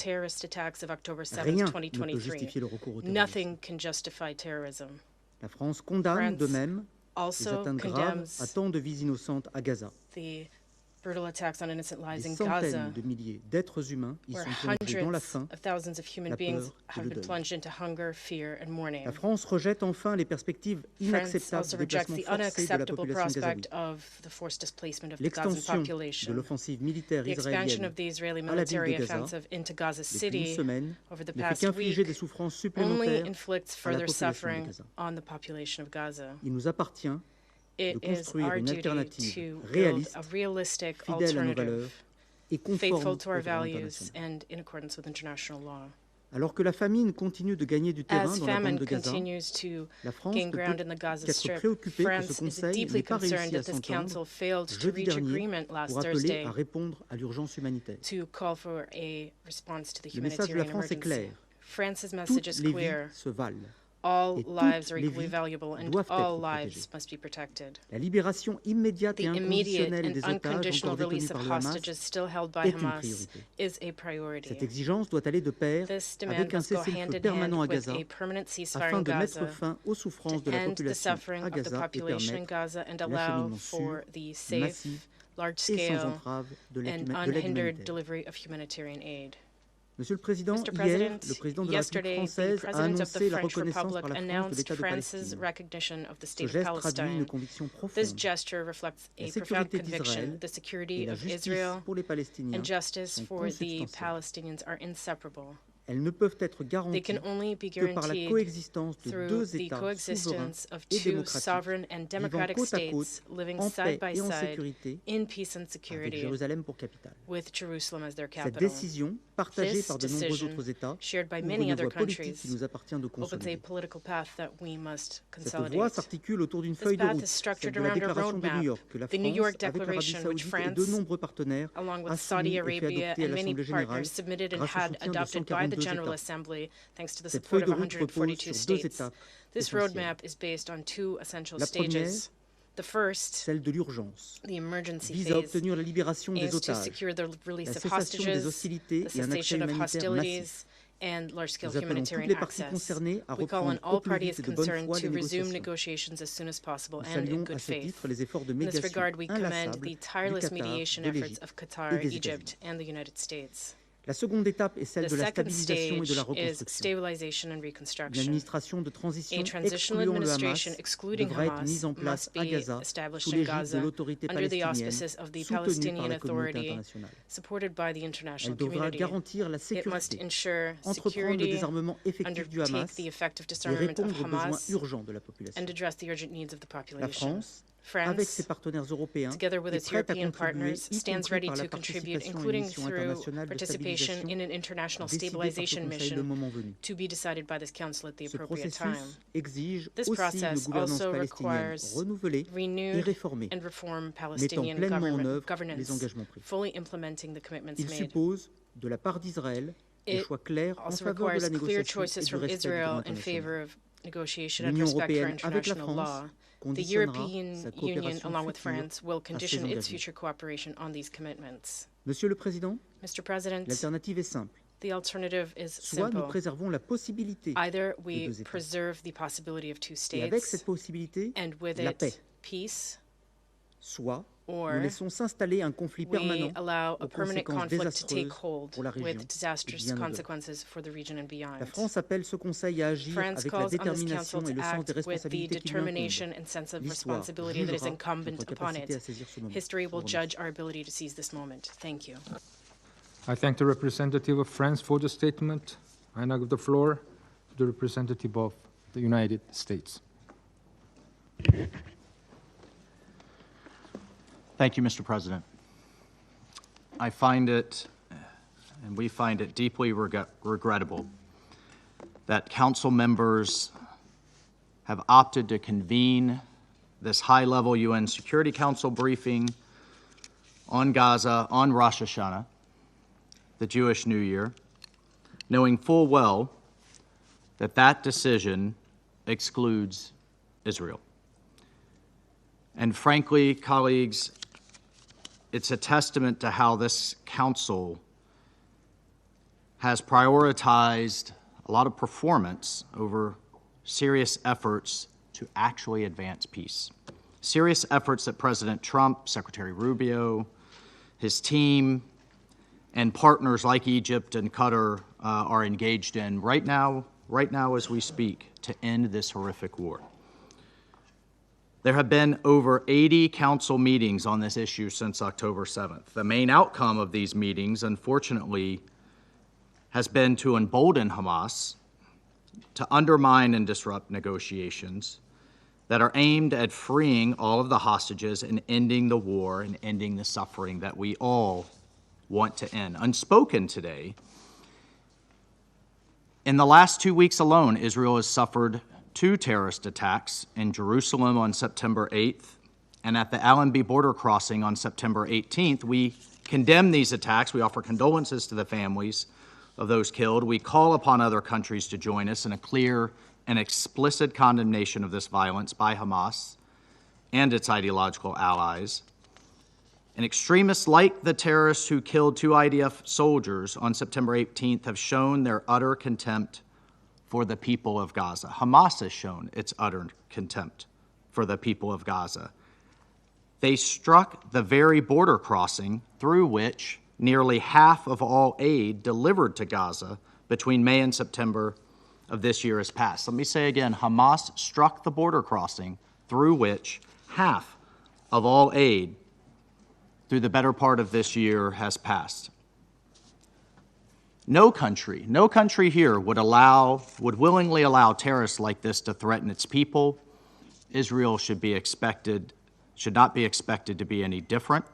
And of course, has the right to defend itself from groups that wish to do it harm. As Secretary of State Rubio recently said, as long as Hamas exists, there will be no peace in the Middle East. And every member here has seen evidence of how Hamas has starved hostages, has tortured them.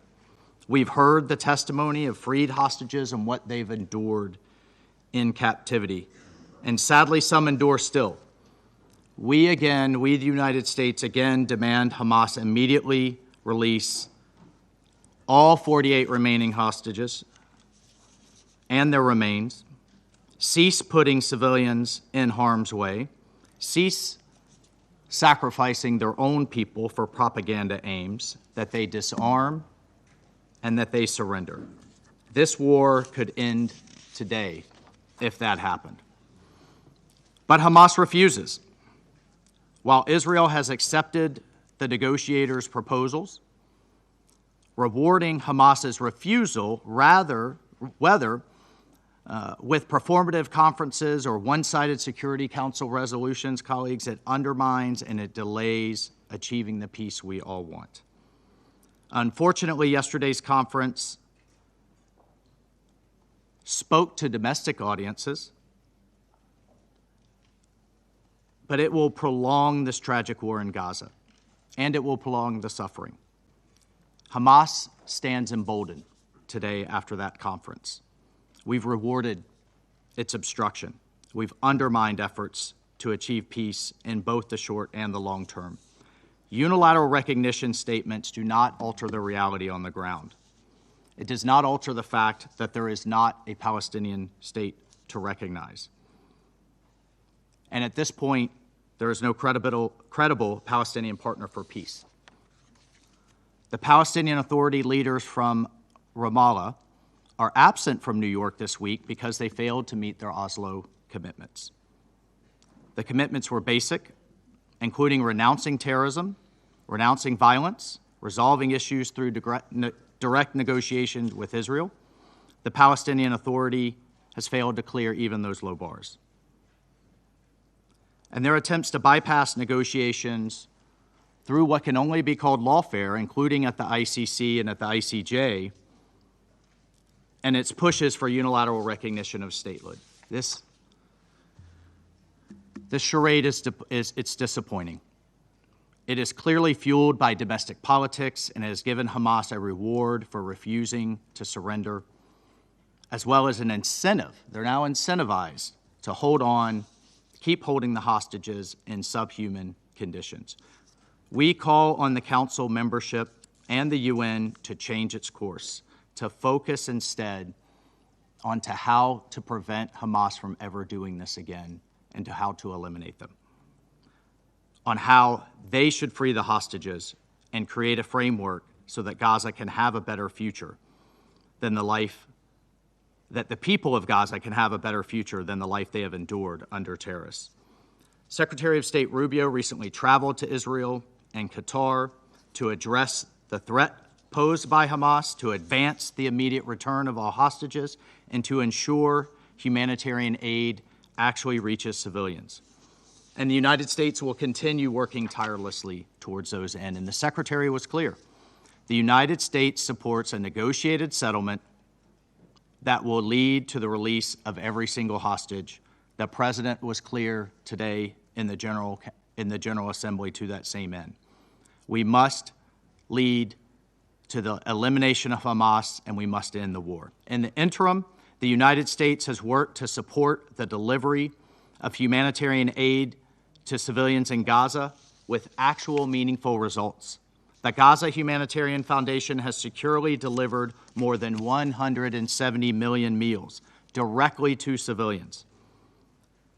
We have also seen the increased flow of humanitarian aid, including through UN entities. However, looting and diversion is undeniable and remains serious problems that must be addressed.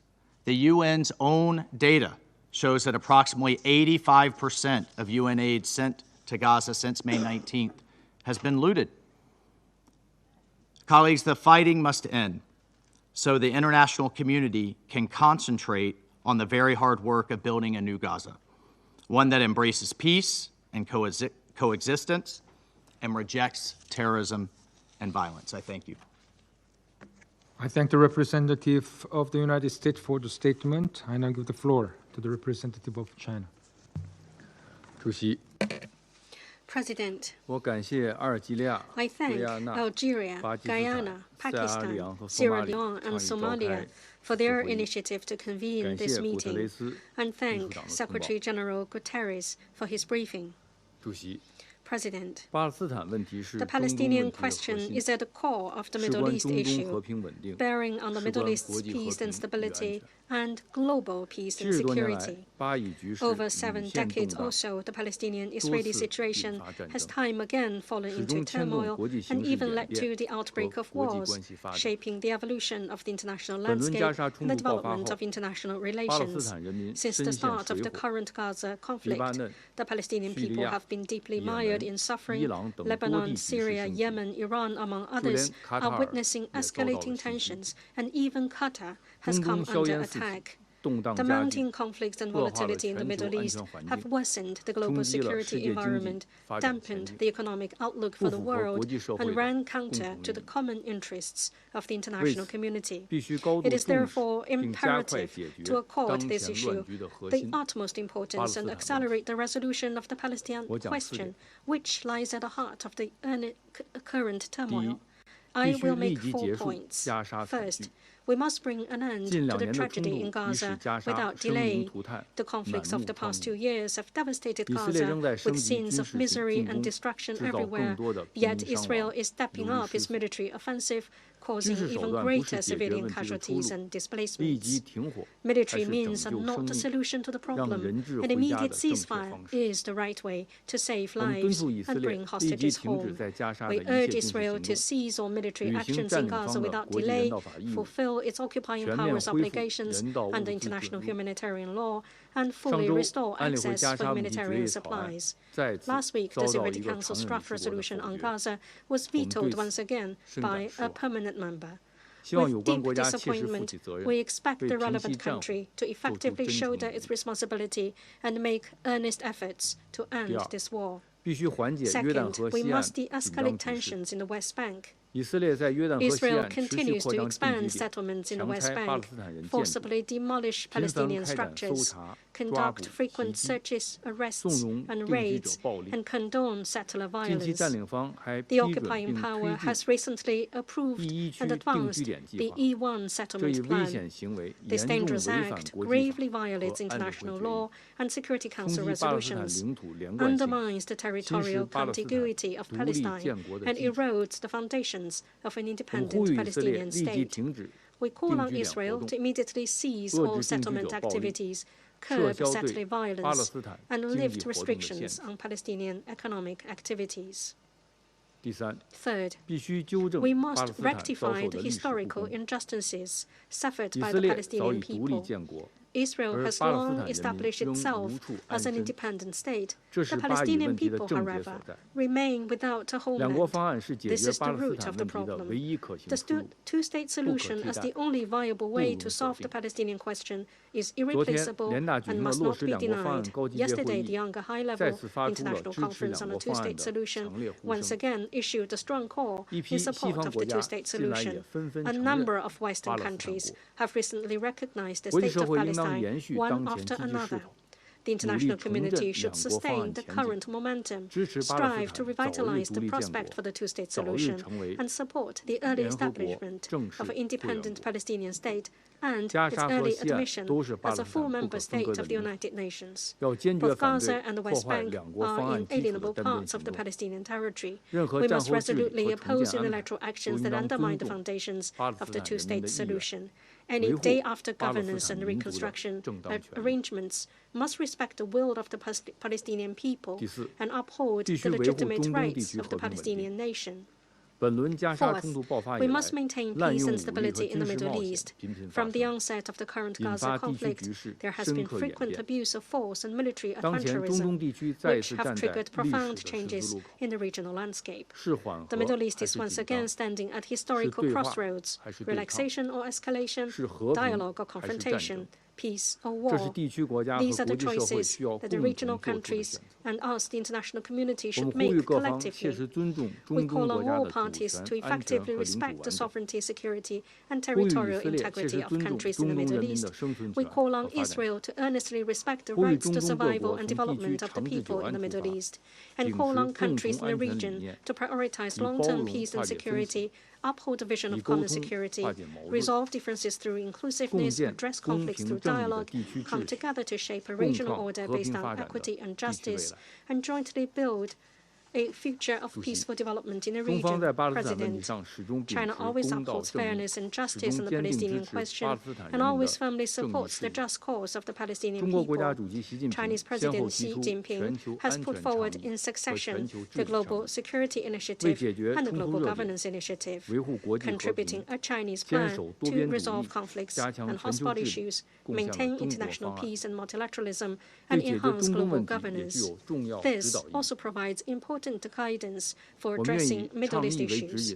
Guided by these initiatives, China is committed to working with the international community to promote a ceasefire, alleviate the humanitarian catastrophe, implement the two-state solution, and ultimately achieve a comprehensive, just and lasting solution to the Palestinian question, so that both Palestinians and Israelis may live in peace and happiness, and the Middle East may embrace a future of lasting peace, stability, and shared prosperity. Thank you, President.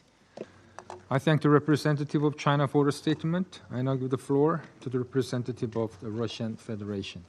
Mr. President, we thank the Secretary General for his report on the situation in the Gaza Strip. We welcome the participation in today's meeting of the foreign ministers of regional states and relevant international organizations. The crisis in Gaza, whose scale in terms of civilian casualties has surpassed any conflict in recent decades, has led to escalation throughout the entire region, with violent flare-ups in a number of neighboring countries. In this context, we understand the desire of our Middle Eastern partners to speak out on this urgent issue that directly affects each of them. Colleagues, in recent weeks, a number of major developments have taken place at the UN regarding the Middle East, clearly reflecting growing solidarity among the international community regarding the fact that what is happening in Gaza due to Israel's actions, regardless of the justifications for those actions, is unacceptable and cannot continue. Last Thursday, 14 members of the Council voted in favor of a draft resolution demanding an immediate and unconditional ceasefire, the release of all hostages held by Hamas, the lifting of the severe humanitarian blockade of Gaza, and the provision of safe and unhindered access to those in need. Unfortunately, the United States blocked that resolution using its veto for the 7th time on this issue. A A little earlier, however, the Council did manage to agree on a statement, albeit a very general one, condemning Israel's attack on the sovereign state of Qatar. The UN has so far failed to stop the bloodshed in Gaza or to compel Israel to return to the path of a two-state solution. However, over the past 2 days during the international conference at the General Assembly, important symbolic steps have been taken with a number of countries recognizing Palestinian statehood. This is a belated but extremely important signal to Israel's military and political leadership, a signal that justice for the Palestinian people must be restored.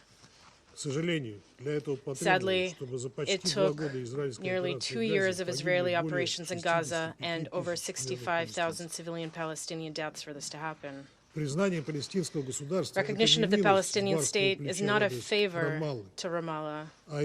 It is a historic duty owed to the Palestinian people, one that should have been fulfilled nearly 80 years ago. Russia has been calling for this for decades. Let me remind you that the USSR recognized the state of Palestine back in 1988. Israel, however, not only remains deaf to the appeals of the international community, but encouraged by its American allies, responds with threats, claiming that the wave of new recognitions of Palestinian statehood is allegedly a reward to Hamas for the October 7th terrorist attack. In West Jerusalem, there is open talk of formally annexing the West Bank following the high-level week. That is why a clear signal must be sent now that such steps are unacceptable. We must certainly not give in to any threats of retaliatory measures. As the Secretary General said, only our actions can put an end to what is happening. Colleagues, the international community's united support for the Palestinian people's aspirations to live peacefully in their own state is the momentum we must collectively build. We must work to translate into practical reality. The main task right now is to ensure that the crisis in Gaza is resolved not through brutal facts on the ground, in other words, by completely clearing out all Palestinians, which is the aim of Israelis' leadership, nor through their displacement from the enclave and its commercial redevelopment, as proposed by various radical Western plans. Rather, this must be done through humane, civilized diplomacy that unites efforts within the UN and regionally among Arab states seeking to help their Palestinian brothers and sisters. Palestinians are not the object of social experiments. They are a people with the same right to sovereign existence and development as our own nations. But diplomatic efforts of any kind will only succeed if Israeli authorities abandon their reliance on military solutions. They must recognize that this approach will bring nothing good for Israel itself, which simply cannot develop and live in security in the context of a military operation on all fronts. The second key element is for Washington to recognize all this as well and stop viewing UN fora and multilateral diplomacy as an enemy that supposedly obstructs American diplomacy on the ground. Unfortunately, what we currently see is the exact opposite. Both Israel and the United States continue to claim that West Jerusalem is acting humanely in its fight against terrorism. This is how official Israeli reports justify strikes on hospitals and schools, attacks on humanitarian convoys, and the deaths of women, children, and aid workers. Hate speech and propaganda bring ordinary Israeli soldiers to kill dozens of innocent Palestinian civilians daily, sincerely believing that this is all for the greater good of the Israeli state. In this way, for nearly 2 years, West Jerusalem has been systematically constructing and imposing a distorted narrative in which Palestinians are second-class people who can be exterminated, displaced, starved, and killed even directly at humanitarian aid distribution points. UN leadership, its humanitarian bodies, and even member states calling for a ceasefire and humanitarian access are unabashedly labeled by Israeli representatives as terrorist accomplices. This radical, distorted rhetoric, along with West Jerusalem's clear intent to continuously escalate the situation in the region, a situation that has already drawn in Lebanon, Syria, Iran, Yemen, and Qatar, undermines any progress towards a peaceful resolution of the Middle East crisis. The Israeli strike on Doha, one of the key mediators in negotiations, clearly demonstrated that Israel is not aiming for diplomacy, but rather for endless war, even at the cost of the remaining hostages who, with this war, are left with no chance of survival. It is also clear that Israel's strategic endgame is to take full control of all Palestinian territory, both Gaza and the West Bank. Annexation plans are discussed openly, not only without hesitation, but with pride and a sense of fulfilling a historic mission. And these are not just empty words. Gaza is being systematically cleared, carved up into so-called security zones that shrink by the day.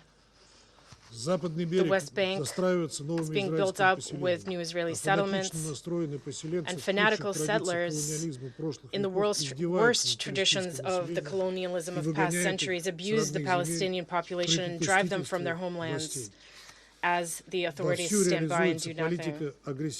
An aggressive settlement policy is being actively implemented, one where Palestinians are at best relegated to the role of ghetto residents and at worst to exiles. Mr. President, this picture of horrifying injustice, violence, and trampling of human dignity unfolding in the occupied Palestinian territory is a call to action. This is what hundreds of thousands of people around the world are demanding from us in the streets: an end to the senseless bloodshed in Gaza and the liberation of Palestine. This is also what Israeli hostages and their families are demanding as they protest in Tel Aviv, Jerusalem, and other cities, calling for a comprehensive deal to release prisoners and end the fighting. No one wants war, not ordinary Palestinians nor ordinary Israelis. This heartfelt plea was voiced by Israeli citizen Galit Dan, whose daughter and mother were killed on October 7th. She said, "I don't want revenge, I want hope in the name of those who have lost everything and those who can still be saved. Please stop the war." End of quote. Mr. President, we believe in the power of multilateral diplomacy. Although it has not always succeeded, over the 80 years of the UN's existence, it has been thanks to this diplomacy that the planet has avoided a third world war. We are confident that it can also help resolve the long-standing Middle East crisis. This requires the collective will of the international community, expressed not only in declarations from high rostrums, but in concrete actions.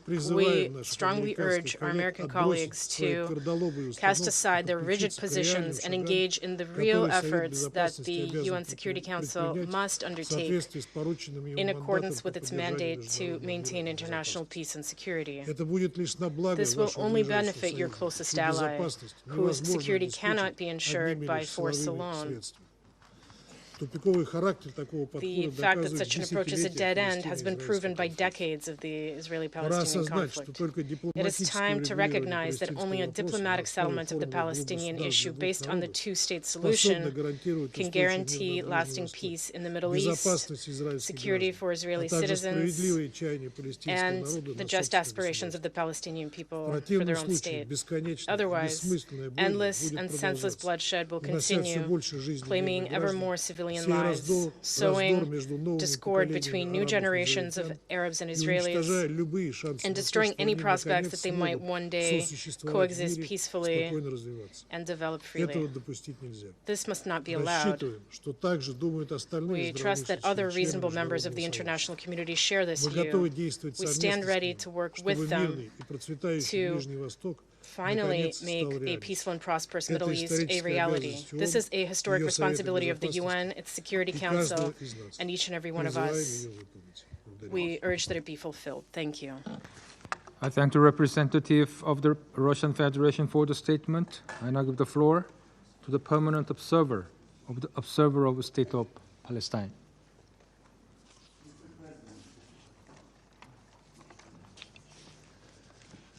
Allow me at the outset to thank the Korean presidency of the Security Council for convening this important meeting, and to thank the OIC countries, members of the Council, for requesting this meeting to highlight the horrific situation in Gaza as world leaders meet here in New York.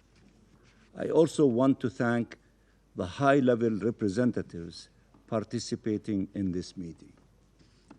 Allow me to also thank Secretary General Guterres for his relentless efforts and his very moving and inspiring statements in these past 2 days. And through him, we wish to extend Palestine's gratitude to the entire United Nations and its personnel on the ground, with remembrance of those who were killed while trying to save lives in the midst of this genocide. Mr. President, we just adopted a declaration on protection of humanitarian personnel on the North Lawn Sunday afternoon. This Council has adopted resolutions on protection of civilians, including children and women and humanitarians and journalists. In Gaza, not only do they not benefit from protection, they are primary targets of the Israeli onslaught. Mr. President, the Palestinian people have suffered from the denial of their existence for decades. Now they are being confronted yet again with an attempt to destroy our nation altogether.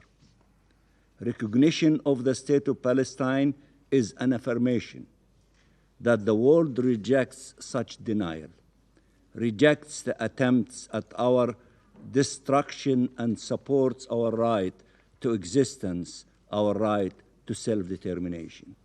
And that is not a gift, this is a right, and the Palestinian people have been struggling for almost 100 years for the attainment of such a right. It was not born recently. It is also a clear indication that the international community refuses to abandon the rule of international law and refuses to abandon the two-state solution, the only path to regional peace and security. This recognition is not taking place in a vacuum. It is an integral part of the international mobilization to end this horrific war and move towards peace. The New York Declaration, adopted in the General Assembly by the historic high-level international conference co-chaired by Saudi Arabia and France, charts a clear path to the independence and sovereignty of the State of Palestine, living side by side in peace and security with Israel, based on the relevant UN resolutions.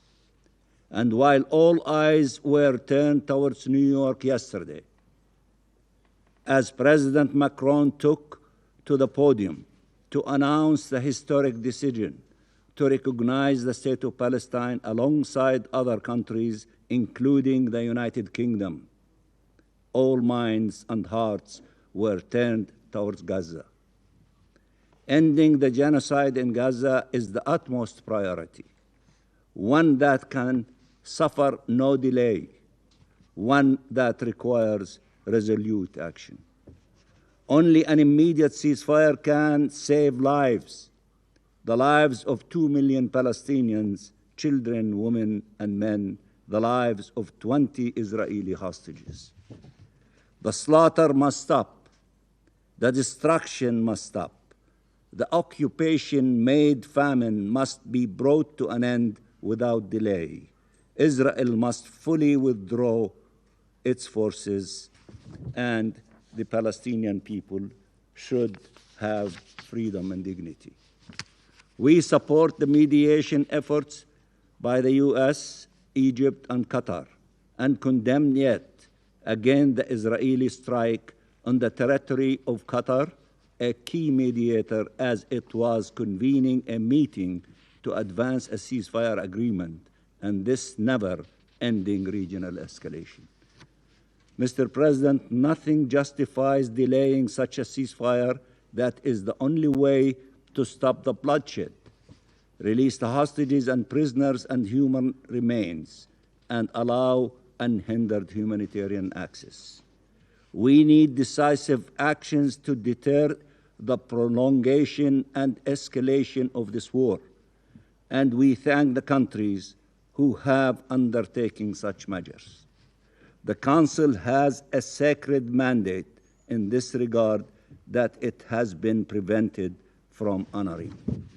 I thank Algeria and the E10 for relentless efforts and for putting forward last week a draft resolution to yet again pursue such an immediate and unconditional ceasefire, and I thank the 14 members of this Council who supported such a draft resolution that was blocked by a veto. Mr. President, the New York Declaration foresees the deployment of an international stabilization mission upon invitation of the Council to protect the Palestinian people, uphold the ceasefire, support the Palestinian National Authority security forces, and provide security guarantees to all. This must be supported. The Gaza Strip must be reunified with the West Bank under the Palestinian Authority, as reaffirmed repeatedly by this Council. We call for your support to our policy of one Palestinian state, one Palestinian government, one law, and one gun. The Arab OIC reconstruction plan must be implemented without delay. Our people urgently need recovery, need food, water, medicine, and care, need shelter, need healing.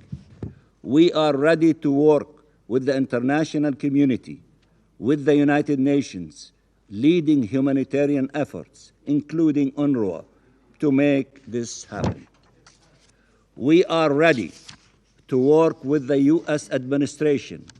Our President reiterated that yesterday in the General Assembly, and I will not react to the falsification of our record by the new PR, the new ambassador of the United States.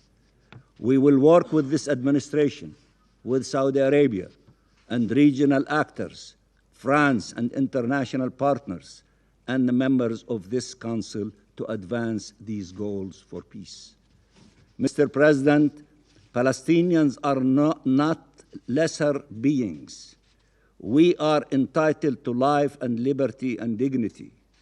The horrors inflicted by Israel upon our people in Gaza can have no justification. Colonization and occupation have no justification.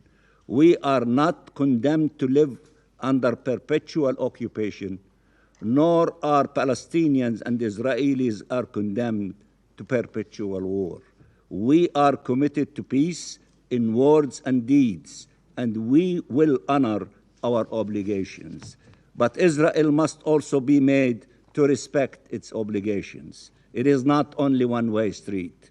No genocide, no dispossession, no forcible displacement, no colonization, no annexation, no occupation. A change in long overdue and sea change we are seeing across the world in support of Palestinian self-determination and independence, in support of peace and security, must lead to a fundamental change on the ground. Save Gaza, save Palestine, save peace. Thank you, Mr. President. I thank the permanent observer of the Observer State of Palestine for the statement. I now give the floor to His Excellency Mr. Jonas Gahr Støre, Prime Minister of Norway. Thank you, Mr. President. I have requested to speak in order to make three essential points about the horror that we are witnessing in Palestine. So let me address them first. We join others in expressing our deepest concern about Israel's expanded military campaign ongoing in Gaza as we meet. We reiterate our call for an immediate ceasefire, drastically improved humanitarian access, and the unconditional release of remaining hostages. Second, while this crisis requires immediate action, it is just as important to lay the foundations now for the day after the war and for the end to the conflict. As the conference yesterday made clear, the overwhelming majority of member states of the United Nations consider the two-state solution the only credible basis for peace in the Middle East. Peace for Israelis and peace for Palestinians. Mr. President, my capital city, Oslo, is in many ways synonymous with those efforts thanks to the Oslo Accords that created the Palestinian Authority back in 1993. Ever since, my country has worked towards one goal: peace, security and dignity for the Palestinians and the Israelis, living side by side in two sovereign states, enjoying the rights and obligations that follow from the Charter of the United Nations. Norway recognized the State of Palestine in May last year. That was a hand to those on both sides who seek peaceful solution. And I need to say on behalf of those who recognized Palestine yesterday, doing so is turning the back on terror. It is turning the back on Hamas. It is taking the voice away from them and handing it to the peaceful part of the Palestinian overwhelming majority who want to live with rights and obligation under the Charter. Our decision reflected a realization that the old approach, waiting for a negotiated outcome before we recognize, was no longer a feasible option. One party simply refused to engage and to veto progress, and we cannot live with that. So let this be clear: a Palestinian state has been part of the vision for decades. Today we are far from realizing it on the ground. But the international support for and recognition of the State of Palestine is gaining momentum. The majority is growing. And I commend France and Saudi Arabia for arranging the historic session in the General Assembly yesterday. This week, 2 additional permanent members of the Security Council declared it is time. Which brings me to my third point, Mr. President.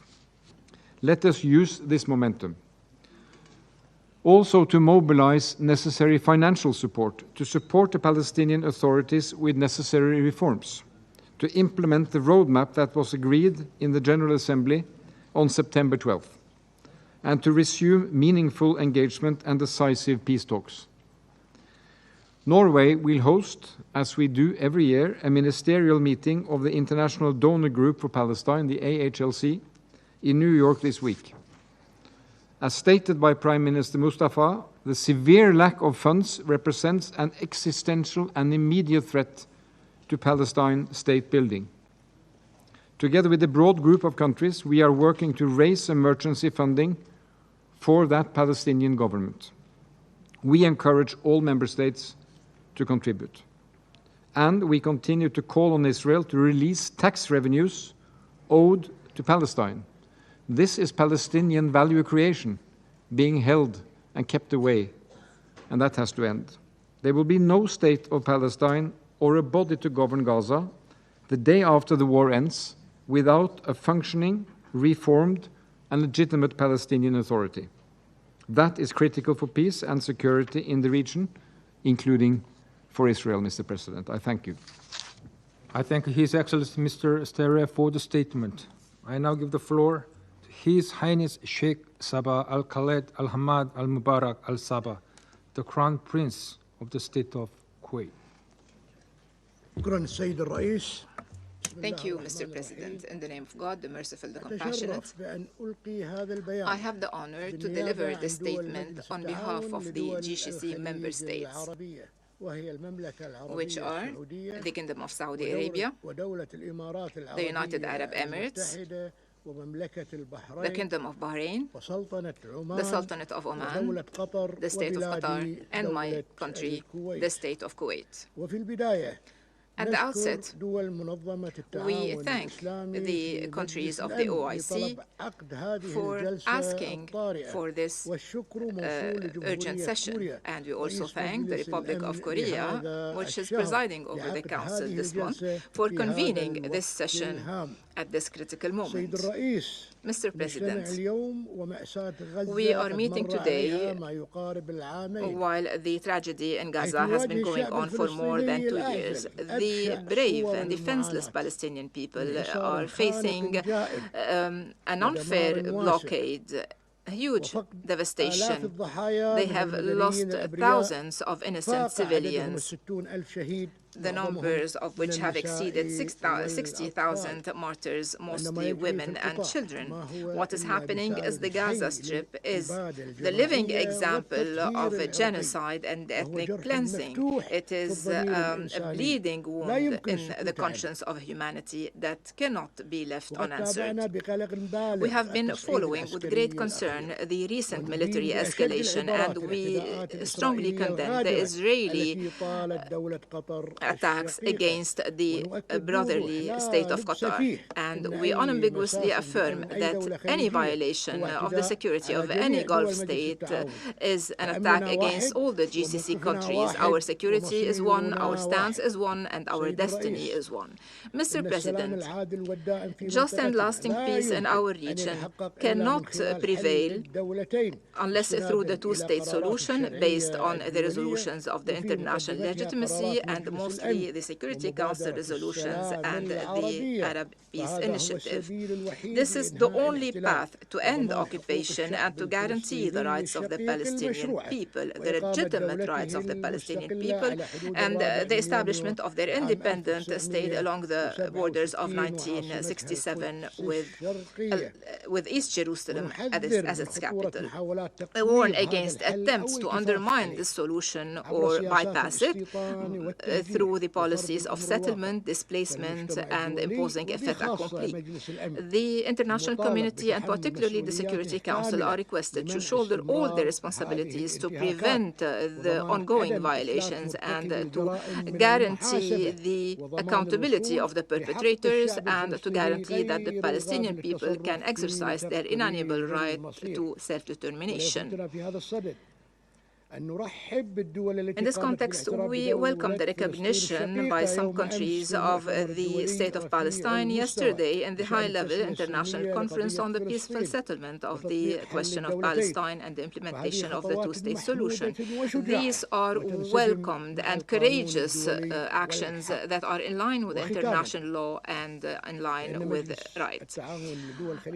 In conclusion, the GCC member states reaffirm their steadfast solidarity with the Palestinian people. We stand by all countries that are being aggressed, and at the same time, we would like to emphasize that these crimes are not only against the Palestinians, they present a threat to regional and international security. We call upon this Council to translate its words into deeds through tangible steps to end the aggression immediately and to guarantee the immediate humanitarian access, to protect civilians, to put an end to the illegal, unjust occupation.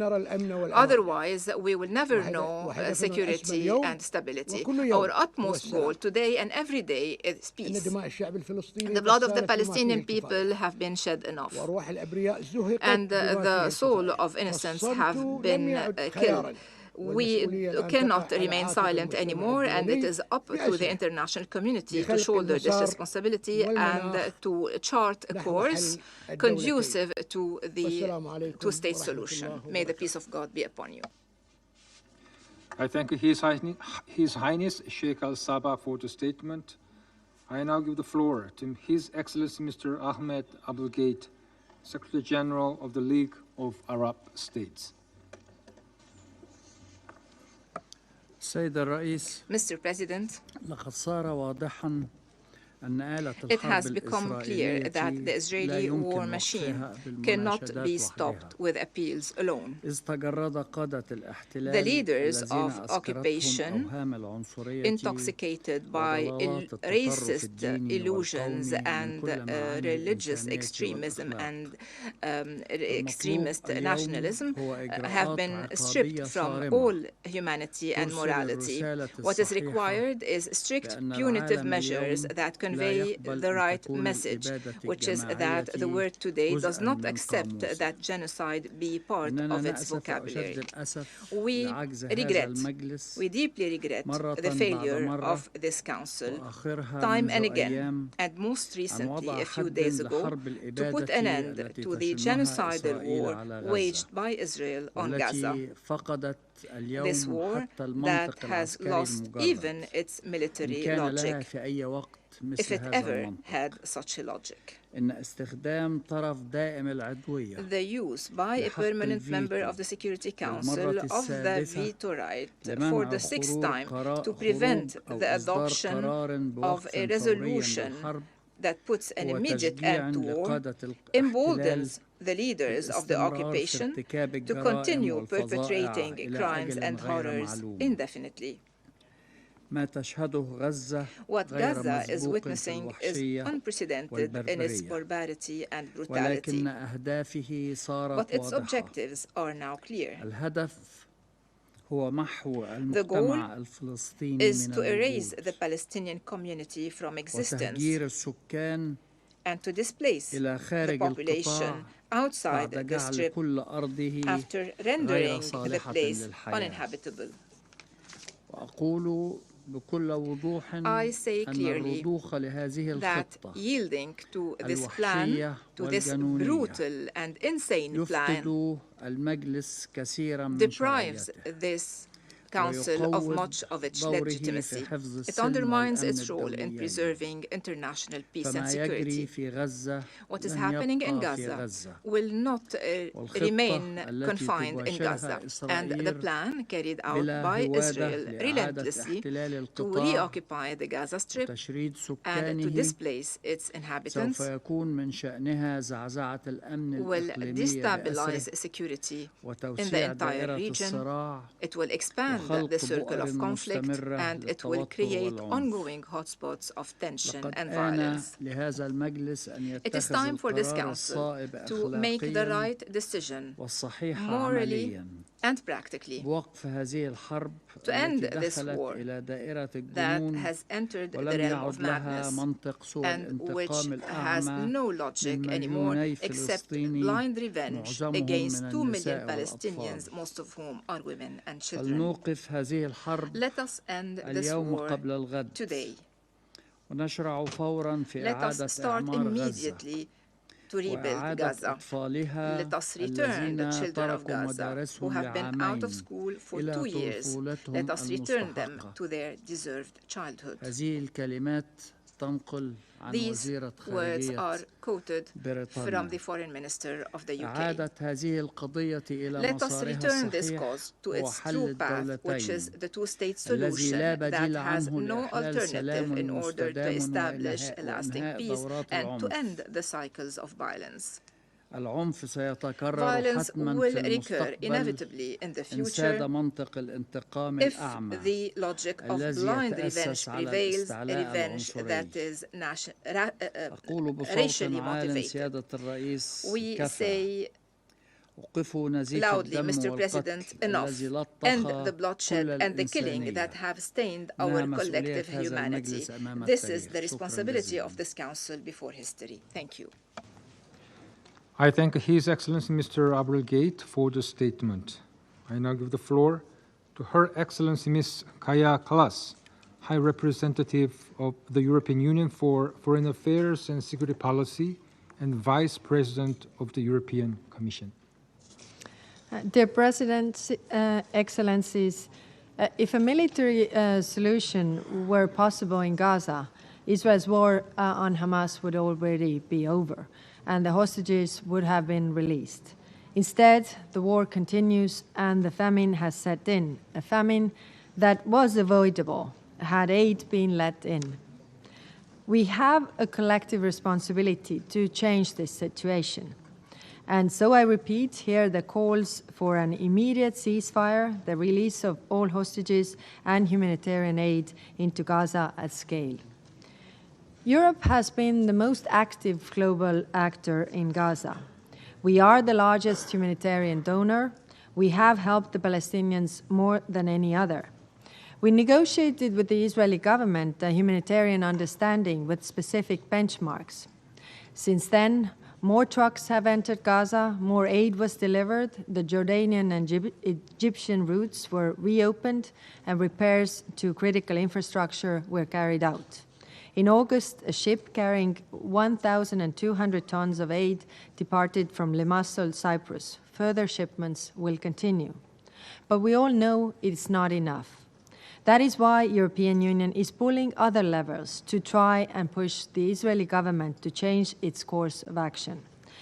We recently proposed sanctions on extremist ministers in the Israeli government, sanctions on violent settlers in the West Bank and entities supporting their impunity, additional sanctions on Hamas terrorists, and the suspension of trade concessions with Israel.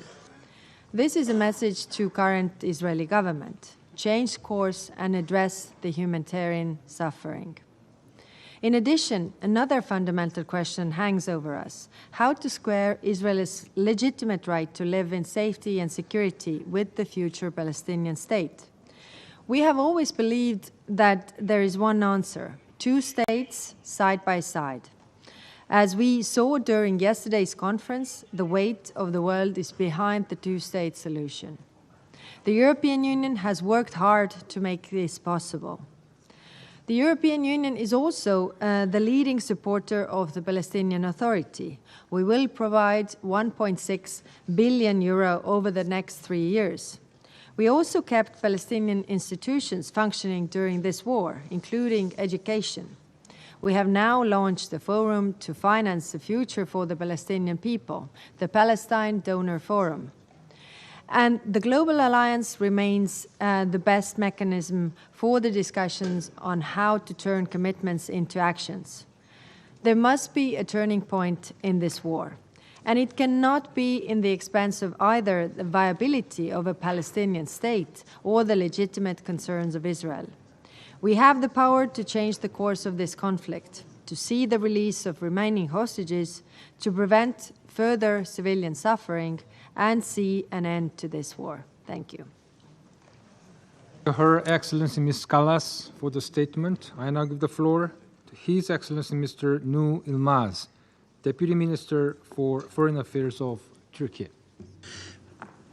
Thank you, Mr. President. I am delivering this statement on behalf of Foreign Minister Hakan Fidan. Mr. President, I have the honor to deliver this statement on behalf of the member states belonging to the Organization of Islamic Cooperation in my capacity as the chair of the group. Mr. President, let me express our appreciation to you for convening this meeting, which is taking place at a very auspicious occasion of the 80th annual session of the UN General Assembly. There is no doubt that the unprecedented crisis and the catastrophic humanitarian situation in the Gaza Strip and the rest of the occupied Palestinian territory, including Al-Quds al-Sharif, has further deteriorated with the continued Israeli onslaught against Palestinian people. Prior to the recent official confirmation of the Israeli genocide in the occupied Palestinian territory by the United Nations Independent International Commission of Inquiry, the OIC group has also decried the unprecedented humanitarian consequences of the long-drawn Israeli military onslaught in Gaza and elsewhere in the occupied Palestinian territory. It has also invited the attention of this hallowed council to the dangerous escalation of the war crimes and crimes against humanity perpetrated by the Israeli occupying power against the Palestinian people through the systematic targeting of civilians and civilian infrastructure, including the siege on, disruption of, and attack on food supply chains, water and medical facilities, among others. We note that the actions of the Israeli occupying power amount to ethnic cleansing, illegal blockade, the use of starvation as a weapon of war, and colonial settlement and apartheid policies, acts of settler colonialism and terrorism. Land confiscation and home demolition, including attacks on Islamic and Christian holy sites, are acts of genocide and crimes against humanity and constitute a grave violation of the historic status quo at the holy sites of Jerusalem. Consequently, we reaffirm the decision of the 21st Extraordinary Council of Foreign Ministers held in Jeddah, Kingdom of Saudi Arabia, on 25 August 2025 on the significance of the case presented to the International Court of Justice on Israel's violation of the 1948 Convention on the Prevention and Punishment of the Crime of Genocide. We, therefore, call on the Council to take the urgent measures to hold Israel accountable for these genocidal acts, including invoking Chapter 7 measures to bring a halt to the bloodshed and all of these crimes and to ensure the protection of the Palestinian people. Mr. President, while we had earlier condemned the Israeli military attack against Qatar on 9 September 2025, we consider the unjustified and illegal action on the part of the Israeli authorities as a desperate move to frustrate the global efforts to achieve a ceasefire and an end of the siege in Palestine. We commend the declaration by Qatar on the continuation of its mediation efforts, along with Egypt, towards securing a permanent, immediate, and unconditional ceasefire and an end to the war in Gaza. Consequently, we support the urgent implementation of the Arab OIC reconstruction plan to allow for early recovery and reconstruction in the Gaza Strip, while rejecting forced displacement and ensuring that the Palestinian people remain in their land, and we encourage all member states to participate actively in the international conference in Cairo aimed at mobilizing political and financial support for the plan.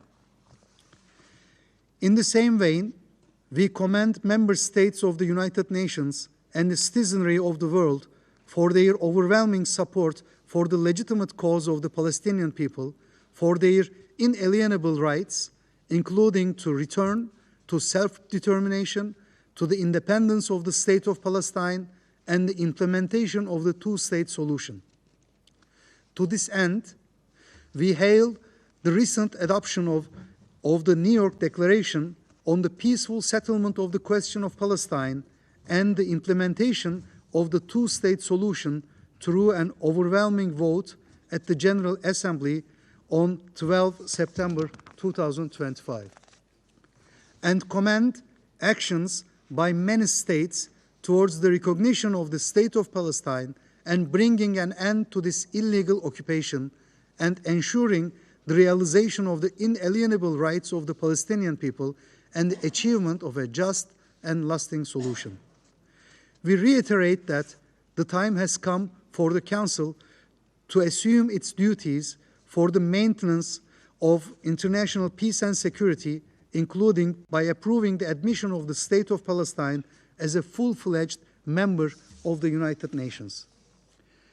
We reiterate that the pathway to the resolution of the prolonged and historic injustice is the restoration of the inalienable rights of the Palestinian people to their national homeland, the implementation of the ICJ advisory opinion, as well as the relevant UN resolutions on question of Palestine and the implementation of the two-state solution.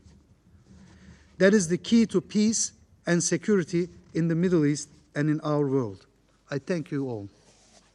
I thank His Excellency Mr. Yilmaz for the statement. I now give the floor to the representative of Egypt. Thank you very much. Your Excellency, the President of the Security Council, the members of the Security Council, we would like to welcome the briefing of the Secretary General today before the Council. We would like to express our gratitude to these tireless efforts to bring peace in the region. From the very first day, Egypt attempted to end the war in the Gaza Strip. We are convinced that pushing the situation out of control will plunge the region into an unprecedented phase of instability. The days have proved that our theory was correct. The efforts to put an end to this war have been countered by the Israeli intransigence more than one time, and we did not reach any point where we can put an end to this bloodshed or this war. Israeli intentions toward Gaza and the Palestinian cause are no longer hidden. Israeli statements and moves unravel a genuine attempt to re-engineer the Palestinian presence in Gaza. This includes the displacement of a large portion of the population through military operations, starvation, and the elimination of livelihood in Gaza. The current ground military operation to storm Gaza City is only part of this subversive scheme. Egypt affirms its total rejection to this plan and its consequences. Such measures lack any legal or moral basis. It threatens the peace that has existed for almost 5 decades in a way unimaginable as to its effects on all the countries of the region. Mr. President, the humanitarian situation in the Gaza Strip has reached catastrophic stages. This is due to the numerous obstacles placed by Israel to impede the entry of aid, impede the work of UNRWA and other UN and humanitarian organizations working inside the Strip. These measures led to an unprecedented tragic situation. It pushed the people of Gaza towards the brink of famine. The findings of the report of the United Nations International Independent Commission of Inquiry were conclusive. It confirmed that Israel committed genocide. They proved that its material and moral elements against civilians were definitely committed in the Gaza Strip. In the face of such catastrophic situation, Egypt adopted great wisdom. It was not dragged into any narratives or arguments or towards paths that would lead to further escalation or deterioration. Instead, it tried to avoid any provocation because we were certain that the ceasefire is the first step required to launch a political pathway that would defuse the crisis. It will allow the beginning of serious discussions on the future of Gaza and the future of the entire Palestinian cause. Egypt is intent to continue its effort with all mediators to achieve this noble goal. Mr. President, Egypt also intends to host a conference on the early recovery and reconstruction in the Gaza Strip as soon as a ceasefire is reached. This will mobilize the necessary support for the implementation of the Arab OIC plan for the reconstruction of Gaza by Palestinian hands. It will also counter any plans for displacement. Our main task must be the enablement of the national decision to carry out the administration of the Strip in a way that will preserve the unity of the Palestinian territory from the Gaza Strip to the West Bank. This should also include the occupied East Jerusalem, all under one authority, one government, one law, and one weapon. Mr. President, Excellencies, members of the Council, it has been certain to all that the security arrangements on the ground and ending the current catastrophic situation in Gaza, as well as the reconstruction, are inevitable and necessary steps. They cannot be achieved practically on the ground unless there is a political horizon towards a comprehensive and just settlement of the Palestinian cause based on the two-state solution.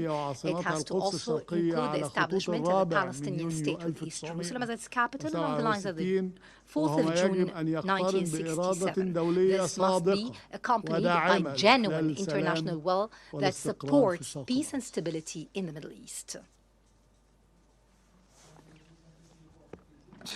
I now give the floor to Her Excellency Mrs. Mariam bint Ali bin Nasser Al Misnad, Minister of State for International Cooperation of Qatar. السيد الرئيس، في البداية نعرب عن شكرنا لسعادة وزير خارجية جمهورية كوريا على عقد هذا الاجتماع، ونشكر سعادة الأمين العام على بيانه ونؤكد انضمامنا إلى بيان المجموعة الإسلامية. السيد الرئيس، يشهد هذا الشهر وخاصة خلال الأسبوع الرفيع المستوى تبلور إجماع دولي غير مسبوق حول دعم التسوية السلمية للقضية الفلسطينية وحل الدولتين استنادا إلى القانون الدولي وقرارات الشرعية الدولية.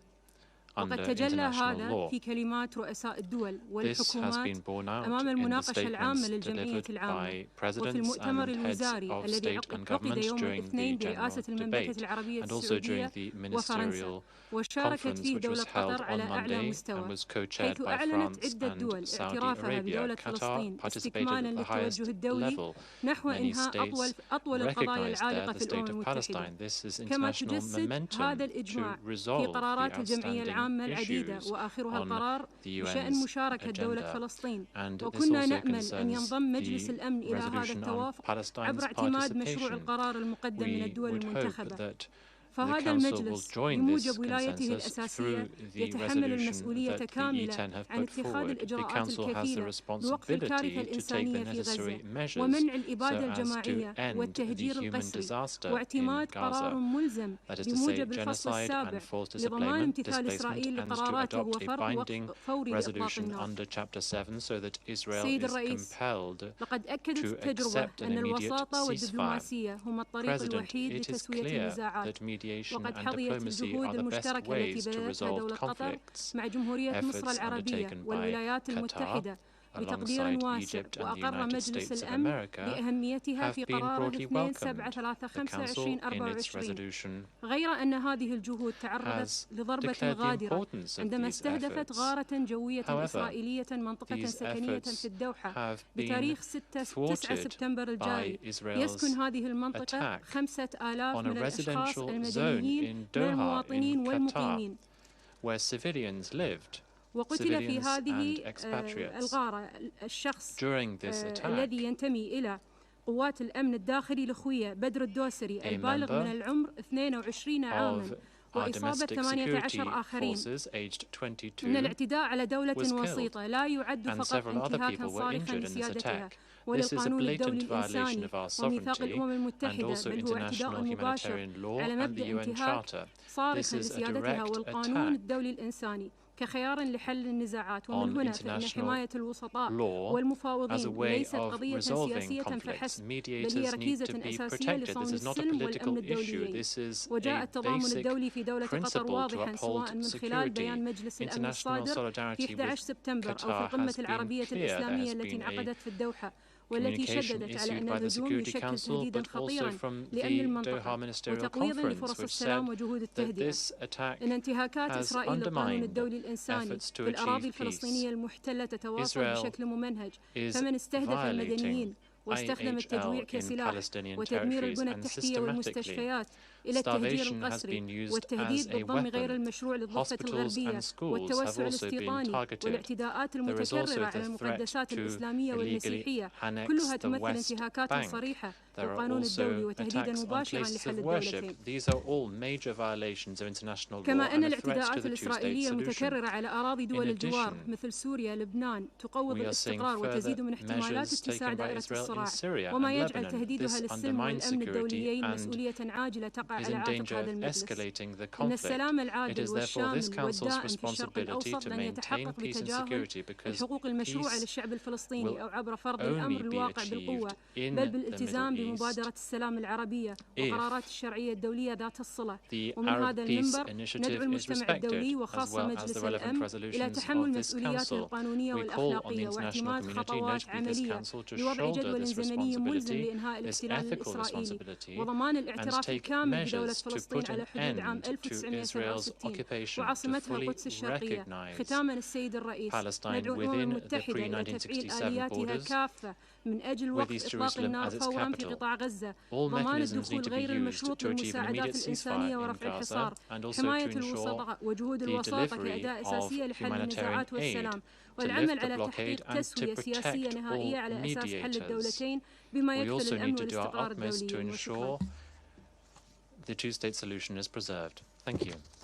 I thank Her Excellency Mrs. R. Misnad for the statement. I now give the floor to the representative of Saudi Arabia. In the name of God, the merciful, the compassionate, Mr. President, Your Excellencies, members of the Council, ladies and gentlemen, may the peace and blessings of God be upon you.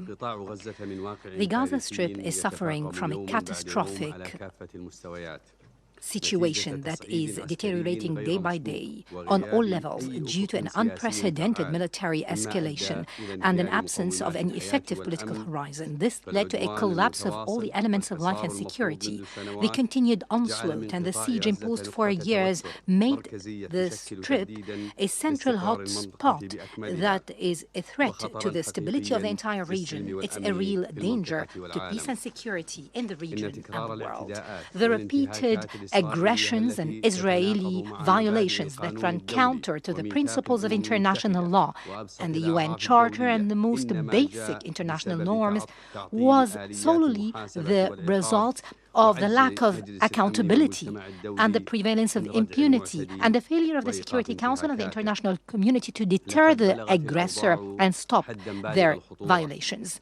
This has reached a dangerous turn that portends to erase the national sovereignty. It threatens the credibility of this organization and the basics of international legitimacy. It undermines diplomatic and negotiated solutions. It is a real danger to the security of the region and the world. Mr. President, ladies and gentlemen, we have clarified the dangerous situation in Gaza before your august Council and the repercussions of the aggressive approach of the Israeli authorities in the Middle East. They are continuing to expand this regional conflict over the past years. They are pushing the countries of the region to the brink of a dark path that is surrounded by absurdity, hatred, and wars at the expense of peace and security and coexistence among their peoples. And we are still witnessing the repercussions of the lack of any firm measures to deter the Israeli violations, how they are trampling on the principles of laws and norms governing the international community, their continued unilateral expansion of such measures unabated. Is it acceptable that they target the territory of the sisterly country of Qatar, violating its sovereignty as they are undertaking coercive effort to mediate to end the war? What we have been seeing time and again is the intransigence of the Israeli party to block the path to find a peaceful solution, to put an end to the bloodshed, to the suffering of the civilians. They only want the region to continue witnessing this continued escalation and the scourge of war. Before this truth, we reiterate our call that this Council must shoulder its responsibilities for which it was established. We have to invoke the international deterrent measures of accountability against this Israeli behavior, to maintain regional and international peace and security and ensure the credibility of this international regime and its legitimacy. The serious and immediate international move is a necessity that cannot be delayed. We have to put an end to this aggression and this siege. We have to pave the way for comprehensive and just peace This will come through the implementation of the two-state solution and the establishment of an independent Palestinian state along the lines of 1967 with East Jerusalem as its capital. Thank you, Mr. President. Peace and blessings of God be upon you. I thank the representative of Saudi Arabia for the statement. The representative of the United States has asked for the floor to make a further statement. I give them the floor. Mr. President, I must take the floor to respond to my Palestinian colleagues' comments. As Ambassador Waltz noted, the Palestinian Authority has failed to meet its own Oslo commitments, to renounce terrorism and violence, and to resolve issues through direct negotiations with Israel. These are not falsehoods, but facts. We call on the Palestinian Authority to halt its pushes for the unilateral recognition of statehood. Instead, they must focus on actions that will not empower Hamas, but rather create a better future for the people of Palestine. We reiterate again that all hostages, living and deceased, must be released immediately. Thank you. Representative of the United States. There are no more names inscribed on the list of the speakers. The meeting is adjourned.